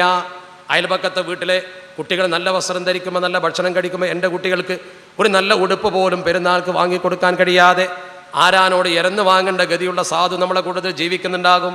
അവനും ക്ഷമിച്ച് ജീവിക്കുന്നു, അവനും പരീക്ഷണ വിധേയനാണ്. പട്ടിണി കിടന്നിട്ടും കടം കൊണ്ട് വലഞ്ഞിട്ടും ഇപ്പം നിത്താക്കാത്ത കൊണ്ടൊക്കെ ഗൾഫിൽ നിന്ന് എന്തോ നല്ല ജീവിതം ജീവിച്ചിരുന്ന ആൾ പെട്ടെന്ന് തിരിച്ചു വരുമ്പോൾ നല്ല രീതിയിൽ അതുവരെ കുട്ടികൾ ജീവിച്ചു, പിന്നെ കുട്ടികൾക്ക് നല്ലത് കൊടുക്കാൻ പറ്റിയില്ല. നല്ലത് കൊടുത്തുകൊണ്ട് ജീവിപ്പിച്ച കുട്ടികൾ, ഉയരത്തിൽ ജീവിച്ച മക്കൾ പെട്ടെന്ന് താഴോട്ട് വരുമ്പോൾ വാപ്പാക്കൊരു സങ്കടം ഉണ്ടാവും, വല്ലാത്തൊരു വിഷമം ആ കുടുംബത്തിലുണ്ടാകും. അവൻ്റെ സമ്പാദ്യം മുടങ്ങുമ്പോൾ ജീവിതത്തിൻ്റെ ഒരു ബുദ്ധിമുട്ട് വരും, പട്ടിണി കിടക്കും, നരകിക്കും, ഉള്ളതുപോലും തികയാതെ വരും. ജീവിതത്തിൻ്റെ പലവിധ പരീക്ഷണങ്ങൾ, പലമുഖ പരീക്ഷണങ്ങൾ പടച്ചിറപ്പ് നമ്മളെ കാത്തുരക്ഷിക്കുമാറാവട്ടെ. ഇങ്ങനെയുള്ള പരീക്ഷണങ്ങൾക്ക് വിധേയരായ മനുഷ്യരെ പടച്ചിറപ്പ് നാളെ പരലോകത്ത് കൊണ്ടുവരും. അങ്ങനെ കൊണ്ടുവരുമ്പോൾ ഫലായുൻസബു ലഹുമുൽ മീസാൻ, അവരെ അമലുകൾ തൂക്കാൻ മീസാൻ പോലും വെക്കൂല. ഓല അമല് തൂക്കാൻ പഠിച്ചോ മീസാൻ പോലും വെക്കൂല. പിന്നെന്താ ചെയ്യാ? വയസുബ്ബു അലൈഹിമുൽ അജ്റ കമാ യസുബ്ബു അലൈഹിമുൽ ബലാ, അവർക്ക് പടച്ചറബ് ബലാ കൊടുത്ത പോലെ കൂലിയാണ് കൊടുക്കും. നല്ല നിലക്ക് ജീവിച്ചവരാണെങ്കിൽ മീസാനിൽ തൂക്കി കണക്കാക്കേണ്ട ആവശ്യമില്ല. നമുക്കൊക്കെ തൂക്കി കണക്കാക്കി തരുമ്പോൾ അവർക്ക് തൂക്കി കണക്കാക്കാതെ വാരിക്കോരി യസുബ്ബു എന്നാ, അവർക്കത് വാരിക്കോരി കൊടുക്കും. കാരണം നമ്മളൊക്കെ അന്തസ്സിൽ ഭൂമിയിൽ ജീവിച്ചു, 10 പൈസക്ക് ബുദ്ധിമുട്ടില്ലാതെ ആരാനോട് ഇറക്കാതെ അന്തസ്സിൽ ജീവിച്ചു. അങ്ങനെ തന്നെ പടച്ചിറപ്പ് ജീവിപ്പിക്കുമാറാവട്ടെ. മറ്റുള്ളവർ കടം വാങ്ങി ജീവിച്ചു, ഇടങ്ങാറായി ജീവിച്ചു. ഓനം നമ്മൾ ഒപ്പം നിൽക്കുമ്പോൾ ഓനെ പഠിച്ചോനങ്ങനെ മോശമാക്കാൻ പറ്റുമല്ലോ. നമ്മളെ ഭൂമിയിൽ നിന്ന് സൗകര്യം ചെയ്ത പഠിച്ചോന്ന് ചെയ്തില്ലേ? പരലോകത്ത് പടച്ചിറപ്പ് നമുക്ക് തൂക്കി കണക്കാക്കി തരും. ഈ സാധുവിന് പടച്ചിറപ്പ് തൂക്കി കണക്കാക്കൂല, വാരിക്കോരി കൊടുക്കും. കമാ യസുബ്ബു അലൈഹിമുൽ ബലാ, ഭൂമിയിൽ വെച്ച് അവന് പടച്ചിറപ്പ് എങ്ങനെയാണോ ബലാ മുസീബത്ത് കൊടുത്തത്, എങ്ങനെയാണോ തിന്മ കൊടുത്തത്, അതുപോലെ പടച്ചിറപ്പ് വാരിക്കോരി കൊടുക്കും. ആ സമയത്ത് അതാ പറയുന്നു, ആ സമയത്ത് ഇവർക്കിങ്ങനെ കൊടുക്കുമ്പോൾ ഫയവദ്ദു അഹ്ലുൽ ആഫിയ, നല്ലവരായ മനുഷ്യർ, നമ്മളെപ്പോലെയുള്ള ആളുകൾ, കൂലി വാങ്ങി നിൽക്കുന്ന നമ്മൾ, ആഫിയത്തോടു കൂടി ഭൂമിയിൽ ജീവിച്ച ആളുകൾ കൊതിച്ചു പോകും. ഫിദ്ദുന്യ, ദുന്യാവിൽ വെച്ച് ആഫിയത്തോടെ ജീവിച്ച നമ്മൾ വരലോകത്ത് വെച്ച് കൊതിച്ചു പോകും. അന്നഹും കാനത്ത് തക്രിദു അജ്സാദഹും ബിൽ മകാരീദ്, പടച്ചോനെ ദുന്യാവുന്ന് നീ ഞങ്ങളെ ശരീരം കത്രിക കൊണ്ടിങ്ങനെ വെട്ടി മുറിച്ചിരുന്നെങ്കിൽ, അത്ര വലിയ പരീക്ഷണം ഞങ്ങൾ സ്വീകരിക്കാൻ തയ്യാറായിരുന്നു. ദുന്യാവിൽ വെച്ച് ഞങ്ങളെ ഇങ്ങനെ വെട്ടിമുറിക്കുക, മക്കാരിയത് ശരിക്കും ഞങ്ങളിങ്ങനെ കഷ്ണമാക്കി മുറിച്ചിട്ട് പരീക്ഷിച്ചിരുന്നെങ്കിൽ എത്ര നന്നായിരുന്നു. എന്താ അങ്ങനെ തോന്നാൻ കാരണം? മറ്റൊരു കൂലിങ്ങനെ വാങ്ങിപ്പോകുമ്പോൾ നമുക്ക് തോന്നും എങ്ങനെ, ലിമാ യറൗന മിമ്മാ യദ്ഹബു ബിഹി അഹ്ലുൽ ബലാഇ മിനസ് സവാബ്. ലിമാ യറൗന അവർ കണ്ടിരിക്കുമ്പോൾ, നമ്മളിങ്ങനെ കാണുമ്പോൾ, ലിമാ യറൗന കാണുമ്പോൾ, മിമ്മാ യദ്ഹബു ബിഹി അഹ്ലുൽ ബലാഇ മിനസ് സവാബ്. ബലാഇൻ്റെ അഹ്ലുകാർ കൂലി വാങ്ങി ഒന്നായിട്ട് കയ്യെ പിടിച്ച് കൊണ്ടുപോകുന്നത് കാണുമ്പോൾ, അവരിങ്ങനെ വാരിക്കോരി വാങ്ങണത് കാണുമ്പോൾ, പടച്ചോനെ അങ്ങനത്തെ ഒരു പരീക്ഷണം ഭൂമിയിൽ നിന്ന് ഞങ്ങൾക്ക് തന്നിരുന്നെങ്കിൽ എത്ര നന്നായിരുന്നു എന്ന് നമ്മൾ ഓരോരുത്തരും കൊതിച്ചു പോകുമെന്ന് അഷ്റഫുൽ ഖൽഖ് മുഹമ്മദ് മുസ്തഫ. എന്താ കൊതിക്കാൻ കാരണം? അത്ര കൂലി അവർക്ക് കിട്ടും. അത് കാലാകാലത്തിനുള്ളതാണ്. ഇപ്പം നമുക്കുള്ളത് കുറഞ്ഞ കാലത്തിൽ 60-70 വയസ്സ് വരെ മാത്രമേ ഉണ്ടാവുള്ളൂ.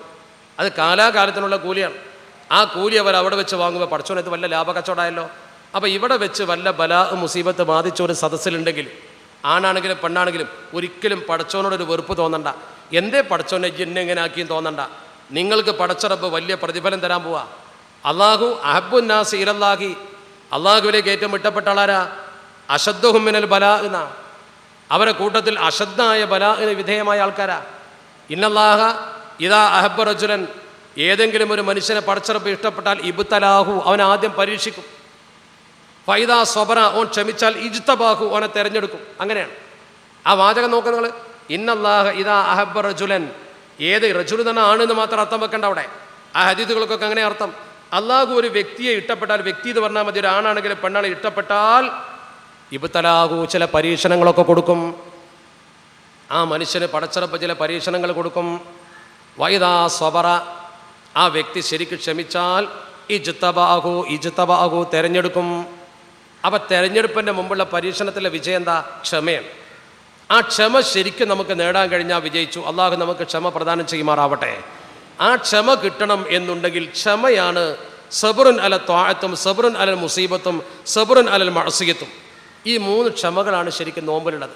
ആ ക്ഷമ ശരിക്കും അവലംബിക്കാൻ നമുക്ക് കഴിയണം. ആ ക്ഷമ ശരിക്കും നമ്മൾ അവലംബിച്ചാൽ ആ ക്ഷമയോടുകൂടി കാര്യങ്ങൾ നമുക്ക് മുന്നോട്ടുണ്ടാകാൻ കഴിയും. ഈ ക്ഷമയാണ് മനുഷ്യനെ ഏറ്റവും നല്ലവനാക്കി മാറ്റും. ഒറ്റ കാര്യം മാത്രമേ എനിക്ക് എൻ്റെ പ്രിയ സുഹൃത്തുക്കളോട് പറയാനുള്ളൂ. ഇവിടെ നമ്മൾ നാളെ പരലോകത്തുള്ള ജീവിതത്തെക്കുറിച്ചുള്ള തിരിച്ചറിവ്, ആ തിരിച്ചറിവാണ് പരിശുദ്ധ ഖുർആൻ നമുക്കുണ്ടാക്കിയതും നോമ്പ് നമുക്കുണ്ടാക്കിയതും. ഇന്ന് ഇവിടെ പട്ടിണി കിടന്നാൽ നാളെ അതിൻ്റെ പ്രതിഫലം പടച്ചറബ് നമുക്ക് നൽകുന്നു. സ്വർഗത്തിൻ്റെ ഉള്ളിൽ പക്ഷികളെപ്പോലെ അവർ പറന്ന് നടക്കുമെന്നല്ലേ ഹദീസിൽ പറഞ്ഞത്. ഹിസാബ് പോലും പ്രശ്നമല്ലാതെ പരലോകത്ത് പറന്ന് നടക്കാൻ കഴിയുന്ന ഏറ്റവും നല്ല ജോലിയാണ് നമ്മളിപ്പോൾ പടച്ചറബിന് വേണ്ടി ചെയ്തുകൊണ്ടിരിക്കുന്ന ഈ പട്ടിണി പ്രവർത്തനം. ഇതുകൊണ്ട് നമുക്ക് നാളെ കിട്ടാൻ പോകുന്ന ഗുണങ്ങളെക്കുറിച്ച് ഹദീസിൽ ഒരുപാട് കാര്യങ്ങൾ പറഞ്ഞിട്ടുണ്ട്. അതേ സമയത്തോ അള്ളാഹുവിൻ്റെ പരിശുദ്ധ ഖുർആൻ നമ്മളെ ഭയപ്പെടുത്തി, നമ്മളെങ്ങാനും തെറ്റ് ചെയ്തുകൊണ്ട് നാളെ ചെന്നാൽ, ഇന്നഹു മൻ യഅതി റബ്ബഹു മുജ്രിമൻ ഫഇന്ന ലഹു ജഹന്നം ലാ യമൂതു ഫീഹാ വലാ യഹ്യാ. ഈ ജീവിക്കുന്ന മനുഷ്യൻ അള്ളാഹുവിൻ്റെ പരിശുദ്ധ ഖുർആൻ്റെ ഉപദേശങ്ങൾ ശ്രവിക്കാതെ, വിശുദ്ധ ഖുർആൻ്റെ മാർഗരേഖകൾ കേൾക്കാതെ, ഇന്നഹു മൻ യഅതി റബ്ബഹു മുജ്രിമാ, നാളെ പടച്ചറബിൻ്റെ മുമ്പിൽ അവൻ തെറ്റുകാരനായി ചെന്ന് നിൽക്കേണ്ടി വന്നാൽ, ഫഇന്ന ലഹു ജഹന്നം, അവനാണ് പടച്ചറബ് ജഹന്നം ഒരുക്കി വെച്ചിട്ടുള്ളത്. പടച്ചറബ് നമ്മളെ കാത്തുരക്ഷിക്കുമാറാവട്ടെ. അവൻ ഒരുക്കി വെച്ച ജഹന്നമിൻ്റെ പ്രത്യേകത എന്താ? നരകത്തിനൊരു പ്രത്യേകത ഉണ്ട്. ലാ യമൂതു ഫീഹാ വലാ യഹ്യാ, ജീവിക്കൂല മരിക്കൂല. അതാ പ്രശ്നം. ഒന്നുകിൽ മരിക്കണം, പെട്ടെന്നൊരു ശിക്ഷ അനുഭവിച്ചുകൊണ്ട് നമുക്കാണ് മരിക്കാൻ കഴിഞ്ഞാൽ അത് വലിയ കാര്യമാണ്. കാരണം എന്താ? ശിക്ഷ കഴിഞ്ഞല്ലോ, പിന്നെ അതിനെപ്പറ്റി ചിന്തിക്കേണ്ട. പക്ഷെ മരിക്കൂല. ലാ യമൂതു ഫീഹാ വലാ യഹ്യാ വമൻ യഗ്തിഹി മുഅ്മിനൻ ഖദ് അമില സ്വാലിഹാത്ത്, നന്മ ചെയ്തുകൊണ്ട് വിശ്വാസിയായി പടച്ചറബിൻ്റെ മുമ്പിൽ ചെന്നാലോ, ഫഉലൈക ലഹുമുദ് ദറജാത്തുൽ ഉലാ, അവർക്ക് ഉന്നതമായ പദവിയും പടച്ചറബ് ഒരുക്കി വെച്ചിട്ടുണ്ട്. ആ പദവി എന്താണ്? ജന്നാത്തു അദ്നിൻ മിൻ തഹ്തിഹൽ അൻഹാർ ഖാലിദീന ഫീഹാ വദാലിക ജസാഉ മൻ തസക്കാ, അരുവികൾ ഒഴുകുന്ന മനോഹരമായ സുഖസുന്ദര സ്വർഗം. വദാലിക ജസാഉ മൻ തസക്കാ, തസ്കിയത്തുള്ളവനുള്ളതാണ്. അത് തസ്കിയത്ത് നേടിയവനുള്ളതാണ്. തസ്കിയത്തിൻ്റെ മാസമാണ് പരിശുദ്ധ റമദാൻ. തസ്കിയത്തുള്ളവന് മാത്രമേ ഇത് കിട്ടുള്ളൂ. അതാണ് വിജയത്തിന് വേണ്ടി ഖുർആൻ പറഞ്ഞത്. നിങ്ങൾ നിസ്കരിക്കുകയാണെങ്കിൽ പോലും വദക്കറസ്മ റബ്ബിഹി ഫസല്ല എന്ന് പറയുന്നതിൻ്റെ മുമ്പ് എന്താ ഖുർആൻ പറഞ്ഞത്? ഖുർആൻ പറഞ്ഞ വാചകമുണ്ട്, ശരിക്കും നിങ്ങൾ തസ്കിയത്തുള്ളവരാണെങ്കിൽ നിങ്ങൾ രക്ഷപ്പെട്ടു പോയി. കത് അഫ്ലഹമൻ തസക്കാ, കത് അഫ്ലഹമൻ തസക്കാ, തസ്കിയത്ത് നേടിയവൻ, സംസ്കരണം നേടിയവൻ രക്ഷപ്പെട്ടു. വദക്കറസ്മ റബ്ബിഹി ഫസല്ല, വെറുതെ നിസ്കരിച്ചിട്ട് കാര്യമില്ല. നിങ്ങൾ കുറേ നിസ്കരിച്ചു, എന്താ പ്രയോജനം? കുറേ നോമ്പ് നോറ്റു, എന്താ പ്രയോജനം? അഷ്റഫുൽ ഖൽഖ് മുത്ത് മുഹമ്മദ് മുസ്തഫ സ്വല്ലല്ലാഹു അലൈഹി വസല്ലമ തങ്ങൾ പറഞ്ഞ ഒറ്റ ഹദീസ് നമ്മളെ പേടിപ്പിക്കണം. ഒറ്റ ഹദീസ്. എന്താണ് ആ ഹദീസിൻ്റെ പ്രത്യേകത? ലൗ സ്വല്ലൈതും ഹത്താ തകൂനു കൽ ഹനായാന. നിസ്കരിച്ച് നിസ്കരിച്ച് വില്ല് പോലെയാണ് വളഞ്ഞു. നിസ്കരിച്ചിട്ട് വില്ല് പോലെയാണ് വളഞ്ഞു. നിസ്കാരത്തിൻ്റെ ഗൗരവം കൊണ്ട് അവൻ്റെ ശരീരം ഉയർത്താൻ പറ്റാത്ത അവസ്ഥ എങ്ങനെ വന്നു? നിസ്കരിച്ച് നിസ്കരിച്ച് നിസ്കരിച്ച് റുക്കോഴും സുജൂദും ചെയ്ത് ഇങ്ങനെ ആയിപ്പോയി. നിങ്ങളിങ്ങനെ വില്ലുമ്മ കിട്ടുന്ന നൂല് പോലെയായി. ആ രണ്ട് പ്രയോഗങ്ങളുടെയും സവിശേഷം നോക്ക് നിങ്ങൾ. എന്ത് വിഷയവും മനുഷ്യൻ്റെ മനസ്സിലേക്കാണ് കടന്നു കയറിയും പോലെ പറയുന്ന അഷ്റഫുൽ ഖൽഖ് മുഹമ്മദ് മുസ്തഫ നബി തങ്ങൾ പറയാം, നിങ്ങൾ വളഞ്ഞു നിസ്കരിച്ചിട്ട് നോമ്പ് തോറ്റിട്ട് വില്ലുമ്മ കിട്ടുന്ന ഔത്താർ നൂല് പോലെ മെലിഞ്ഞു. ഇത് രണ്ടും എന്ന് പറഞ്ഞാൽ ഈ രണ്ട് ആരാധനകളുടെയും പാരമ്യതയാണ്. ഈ രണ്ട് ആരാധനകളുടെയും പാരമ്യത ആരാധിച്ച് നിങ്ങൾ അതിൻ്റെ അറ്റത്തെത്തിയാൽ പോലും അള്ളാഹുവിൻ്റെ പരിശുദ്ധ ഖുർആൻ പറയുന്നു, നിങ്ങൾ എന്ത് ആരാധന ചെയ്യുകയാണെങ്കിലും അതിൽ ഇഖ്ലാസ് വേണമെന്നല്ലേ? ഇഖ്ലാസ് ഇല്ലെങ്കിൽ സ്വീകരിക്കോ? ഇന്നമാ യതഖബ്ബലുല്ലാഹു മിനൽ മുത്തഖീൻ. മുത്തഖീങ്ങളെ കയ്യിൽ നിന്നല്ലേ സ്വീകരിക്കുള്ളൂ. റസൂൽ പറഞ്ഞു ഈ ഹദീത്തിൽ, ഫമാ യൻഫഉകും ഇല്ലാ ബിൽ വറഅ. ഈ സൂക്ഷ്മതയില്ലെങ്കിൽ നിങ്ങൾക്ക് ഇത് ഉപകരിക്കില്ലെന്ന് അഷ്റഫുൽ ഖൽഖ് മുഹമ്മദ് മുസ്തഫ സ്വല്ലല്ലാഹു. എത്ര നിസ്കരിച്ചിട്ടും കാര്യമില്ല, എത്ര നോമ്പുരിട്ടും കാര്യമില്ല. അത് പൊളിക്കുന്ന രീതിയിലുള്ള ഒരു സ്വഭാവം കൽബിൻ്റെ ഉള്ളിലുണ്ടെങ്കിൽ സ്വീകരിക്കില്ല. ഒരുപാട് നിസ്കരിക്കുന്ന മനുഷ്യന്മാരെ കണ്ടിട്ടില്ലേ? അവരൊക്കെ നിസ്കരിച്ചിട്ട് എന്തേ അവരെ കൽബിന് മാറ്റം വരാത്തത്? നിസ്കാരം ശരിക്കും നിർവഹിച്ചൊരു മനുഷ്യൻ്റെ കൽബിന് കിட்ட മാറ്റം വരണമല്ലോ. അവൻ്റെ മനസ്സിൽ നിന്ന് ശരിക്കൊരു മാറ്റം വരണം. അവൻ ഏത് വിഷയത്തെ അഭിമുഖീകരിക്കുമ്പോഴും നാളെ പരലോകത്ത് ഇതുകൊണ്ട് സംഭവിക്കാൻ പോകുന്ന ഗൗരവം അവൻ്റെ ചിന്തയിൽ വേണം. മുഹമ്മദ് മുങ്കദിർ എന്ന മഹാൻ കച്ചവടക്കാരനാണ്. കച്ചവടക്കാർക്ക് ലാഭം ഉണ്ടാക്കൽ മാത്രമേ അറിയുള്ളൂ. എങ്ങനെയാണെങ്കിലും ലാഭം ഉണ്ടാക്കണം, അതിലപ്പുറം ചിന്തിക്കാൻ പറ്റുമല്ലോ. ലാഭം മാത്രമാണ് അവൻ്റെ മുമ്പിലുള്ള അതിപ്രധാന ലക്ഷ്യം, വേറൊന്നും ഒന്നും ലക്ഷ്യമല്ല. പക്ഷേ മഹാൻ ചെയ്ത പണി എന്താ? ഇമാം ഒസാലി റഹ്മത്തുള്ളാഹി അലൈഹി തങ്ങൾ തൻ്റെ ഇഹ്യാ ഉലൂമുദ്ദീൻ ഉദ്ധരിക്കുന്നുണ്ട്. ഇഹ്യായിലെ സംഭവം കെട്ടുകഥയൊന്നുമല്ല. അദ്ദേഹം നല്ലൊരു കച്ചവടക്കാരനാണ്. കച്ചവടം ഇങ്ങനെ പൊടി പിടിക്കുന്ന സമയത്ത് അദ്ദേഹത്തിന് അടിയന്തരമായി എന്തോ ഒരു ആവശ്യത്തിന് വേണ്ടി മാർക്കറ്റിലേക്ക് പോകേണ്ടി വന്നു. കൊടുവള്ളിയിലെ കച്ചവടക്കാരൻ. ആ കച്ചവടം നടക്കുന്ന സമയത്ത് അയാൾക്ക് കോഴിക്കോട് ചെന്നിട്ട് ഒരു കച്ചവട സാധനം എടുത്തുകൊണ്ട് വരണമെങ്കിൽ അയാൾ പോകണം. പകരം ഒരാളെ കടയിലാക്കും. കാരണം കട പൂട്ടിപ്പോയാൽ കസ്റ്റമേഴ്സ് നഷ്ടപ്പെടും. അപ്പം എന്ത് ചെയ്തു? ഇദ്ദേഹം സ്വന്തം വൃത്തിനെ കടയിലാക്കിയിട്ട് അങ്ങാടിയിലേക്ക് പോയി. വേറെ ചരക്കെടുത്ത് കൊണ്ടുവരാൻ വേണ്ടി പോയി. ഈ സംഭവം ഒസാലി ഇമാം മനോഹരമായിട്ട് ഉദ്ധരിക്കുന്നുണ്ട്. ഇയാൾ കച്ചവട ചരക്കെടുക്കാൻ വേണ്ടി പോയപ്പോൾ ഈ കടയിൽ നിൽക്കുന്നത് സ്വന്തം വൃത്യനാണ്. വൃത്യന് കച്ചവടത്തെക്കുറിച്ച് ഏകദേശമൊക്കെ രൂപമുണ്ട്. അങ്ങനെ ചുരുക്കത്തിൽ കച്ചവടം ഇവിടെ നടന്നുകൊണ്ടിരിക്കുമ്പോൾ ഒരു അഹ്റാബി കയറി വന്നു. അഹ്റാബി കയറി വന്ന് കച്ചവടശാലയിൽ വന്ന് അഹ്റാബിക്ക് ആകെ വേണ്ടത് ഒരു തുണിയാണ്. അയാൾ തൻ്റെ നാട്ടിൽ നിന്ന് ഗ്രാമീണവാസിയാണല്ലോ, ഗ്രാമീണ അറബിയാണല്ലോ അഹ്റാബി. അയാൾ തൻ്റെ നാട്ടിൽ നിന്ന് വന്ന് ഇവിടെ വന്ന് കച്ചവട സ്ഥാപനത്തിൽ കയറി ഒരു തുണിയൊക്കെ പരിശോധിച്ച് നോക്കി. തനിക്ക് ഇഷ്ടപ്പെട്ടൊരു തുണി എടുക്കാൻ വേണ്ടി അയാൾ വന്നതാണ്.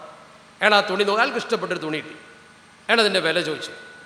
മുഹമ്മദ് മുങ്കദിർ ആക്കിയ ഈ കച്ചവട സ്ഥാപനത്തിൽ ഇപ്പോഴുള്ള അദ്ദേഹത്തിൻ്റെ വൃത്യൻ പറഞ്ഞു, അതിന് 10 ദിർഹം വില ഉണ്ട്.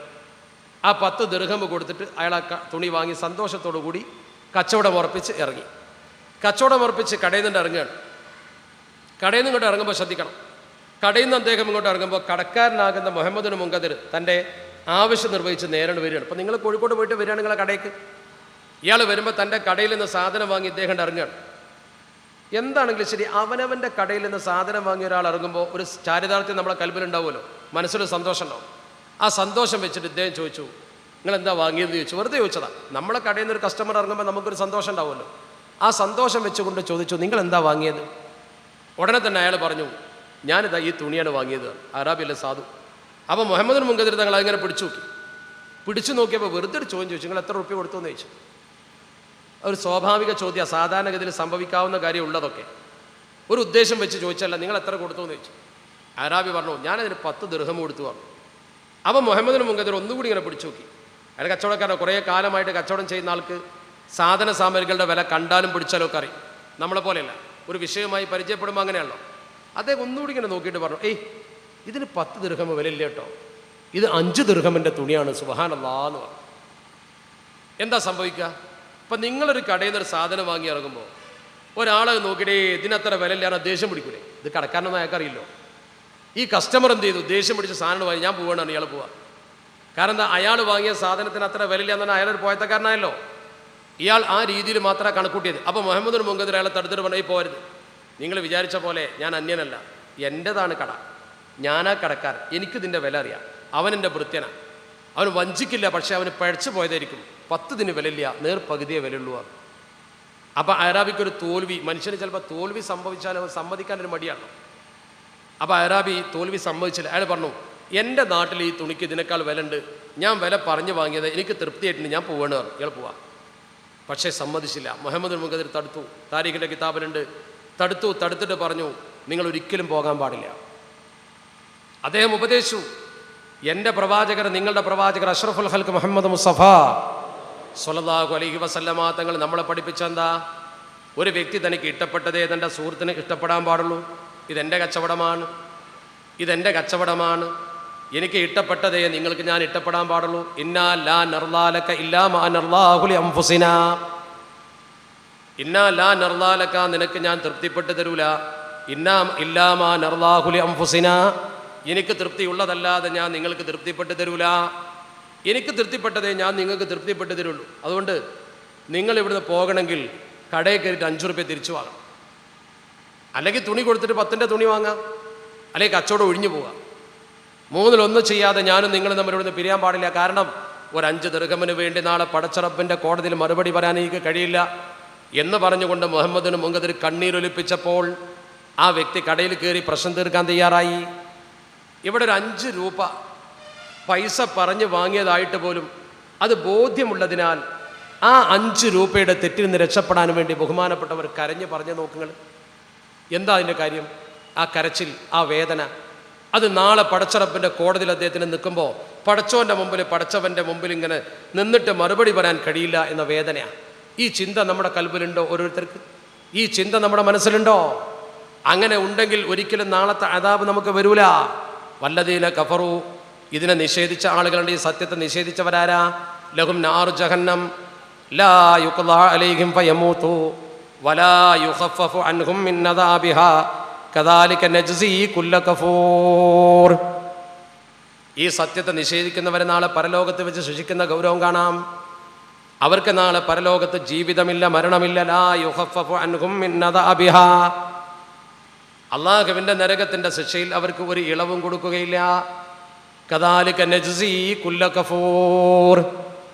സകല നിഷേധികളെയും നാളെ ശിക്ഷിക്കുന്ന ഗതി അതാ. നിഷേധികൾക്ക് ഇവിടെ 5 റുപ്യ എങ്ങനെ ലാഭം ഉണ്ടാക്കാൻ പറ്റുള്ളൂ? അവനെ ഈ രീതിയിൽ ചെയ്യാൻ പറ്റൂ? ലാഭമുണ്ടാക്കാൻ കച്ചവടം ചെയ്യാം, അത് ഖുർആൻ തന്നെ അനുവദിച്ച കാര്യമാണ്. കച്ചവടത്തിൽ ചതി പാടില്ല, വഞ്ചന പാടില്ല, പലിശ വാങ്ങാൻ പാടില്ല എന്നേ ഉള്ളൂ. ഇത് പഠിപ്പിച്ച പരിശുദ്ധ ദീനിൻ്റെ പരിധി ലംഘിച്ചുകൊണ്ട് ആര് എപ്പോൾ എങ്ങനെ പ്രവർത്തിച്ചാലും ഉറപ്പാ റബ്ബിൻ്റെ ശിക്ഷ നമ്മൾ ഏറ്റുവാങ്ങേണ്ടി വരും. പടച്ചറബ്ബ് നമ്മളെ കാത്തുരക്ഷിക്കുമാറാവട്ടെ. അതുകൊണ്ട് ശരിക്ക് വിശുദ്ധ റമദാനിൽ വിശുദ്ധ ഖുർആൻ്റെ വെളിച്ചവും നോമ്പിൻ്റെ വെളിച്ചവും, ആ നൂറൈൻ 2 പ്രകാശങ്ങൾ, നൂറാനി 2 പ്രകാശങ്ങൾ, ആ 2 പ്രകാശങ്ങൾ നമ്മുടെ മനസ്സിനെ ചൈതന്യധന്യമാക്കണം. അത് പറയാൻ ഞാൻ ഈ സമയം ഉപയോഗിച്ചത്. അതുകൊണ്ട് ഞാൻ ഇവിടെ വെച്ച് അവസാനിക്കുകയാണ്. അല്ലാഹു സുബ്ഹാനഹു വ തആലയുടെ അപാരമായ അനുഗ്രഹത്താൽ ഇത്രയും ആളുകളെ വിളിച്ചു വരുത്തി, സഹോദരിമാരെയും കൂട്ടി നല്ല ഒരു ഉത്ബോധന വേദി ഈ പരിശുദ്ധ റമദാൻ്റെ ആദ്യ ഭാഗത്ത് തന്നെ എൻ്റെ പ്രിയപ്പെട്ട SKSSFിൻ്റെയും SOESൻ്റെയും പ്രവർത്തകർ സംഘടിപ്പിച്ചത് നാളെ പരലോകത്ത് നമുക്ക് ഉപകാരമുള്ളൊരു കാര്യമാക്കി പടച്ചറബ് മാറ്റി തരുമാറാവട്ടെ. ഈ നല്ല രീതിയിലുള്ള ചിന്തകളും അതുപോലെ തന്നെ ഈ രീതിയിലുള്ള ഉത്ബോധനങ്ങളും ഇത് തന്നെ ദഅവത്ത്. ഈ ദഅവത്ത് അല്പമെങ്കിലും ഒരു ചെറിയ മാറ്റം നമ്മുടെ കൽബിൽ വന്നാൽ ഒരു മാസക്കാലത്തെ വ്രതം ഒരു പട്ടിണിയായി മാറാതെ ശരിക്കും ഒരു ദിശാബോധത്തിൻ്റെ പരിശീലന കളരിയായി മാറ്റാൻ നമുക്ക് കഴിയും. ആ പരിശീലന കളരിയാക്കി മാറ്റാൻ പടച്ചറബ് നമുക്ക് തൗഫീക്ക് നൽകുമാറാവട്ടെ. ആമീൻ. അൽഹംദുലില്ലാഹി റബ്ബിൽ ആലമീൻ ഹംദൻ യുവാഫി നിഅമഹു വയുകാഫി മസീദ. അല്ലാഹുമ്മ സല്ലി വസല്ലിം വസിദ് വബാരിക് അലാ റസൂലിക സയ്യിദിനാ മുഹമ്മദിൻ വഅലാ ആലി സയ്യിദിനാ വമൗലാനാ മുഹമ്മദ്. അല്ലാഹുമ്മ അശ്റഹ് ബിസ്സലാത്തി അലൈഹി സുദൂറനാ വയസ്സിർ ബിഹാ ഉമൂറനാ. ഈ യോഗത്തിൽ നന്ദി രേഖപ്പെടുത്തുക എന്നുള്ളതാണ് എൻ്റെ കർത്തവ്യം. നമുക്ക് പ്രാർത്ഥന നിർവഹിച്ചു തന്ന യോഗാധ്യക്ഷൻ CMK തങ്ങൾക്ക് ഞാൻ SKSFിൻ്റെ നന്ദി രേഖപ്പെടുത്തുന്നു. അതുപോലെ തന്നെ യോഗം ഉദ്ഘാടനം ചെയ്ത അബ്ദുൽ ബാരി ബാക്കവി അവർക്കും ഞാൻ SKSFിൻ്റെ പേരിൽ നന്ദി രേഖപ്പെടുത്തുന്നു. നമുക്ക് വേണ്ടുവന്ന സതുപദേശങ്ങൾ നൽകിയ ബഹുമാനപ്പെട്ട അബ്ദുൽ സമദ് പൂക്കോട്ടൂർ സാഹിബിനും SKSFിനും SYSനും വേണ്ടി ഞാൻ നന്ദി രേഖപ്പെടുത്തുന്നു.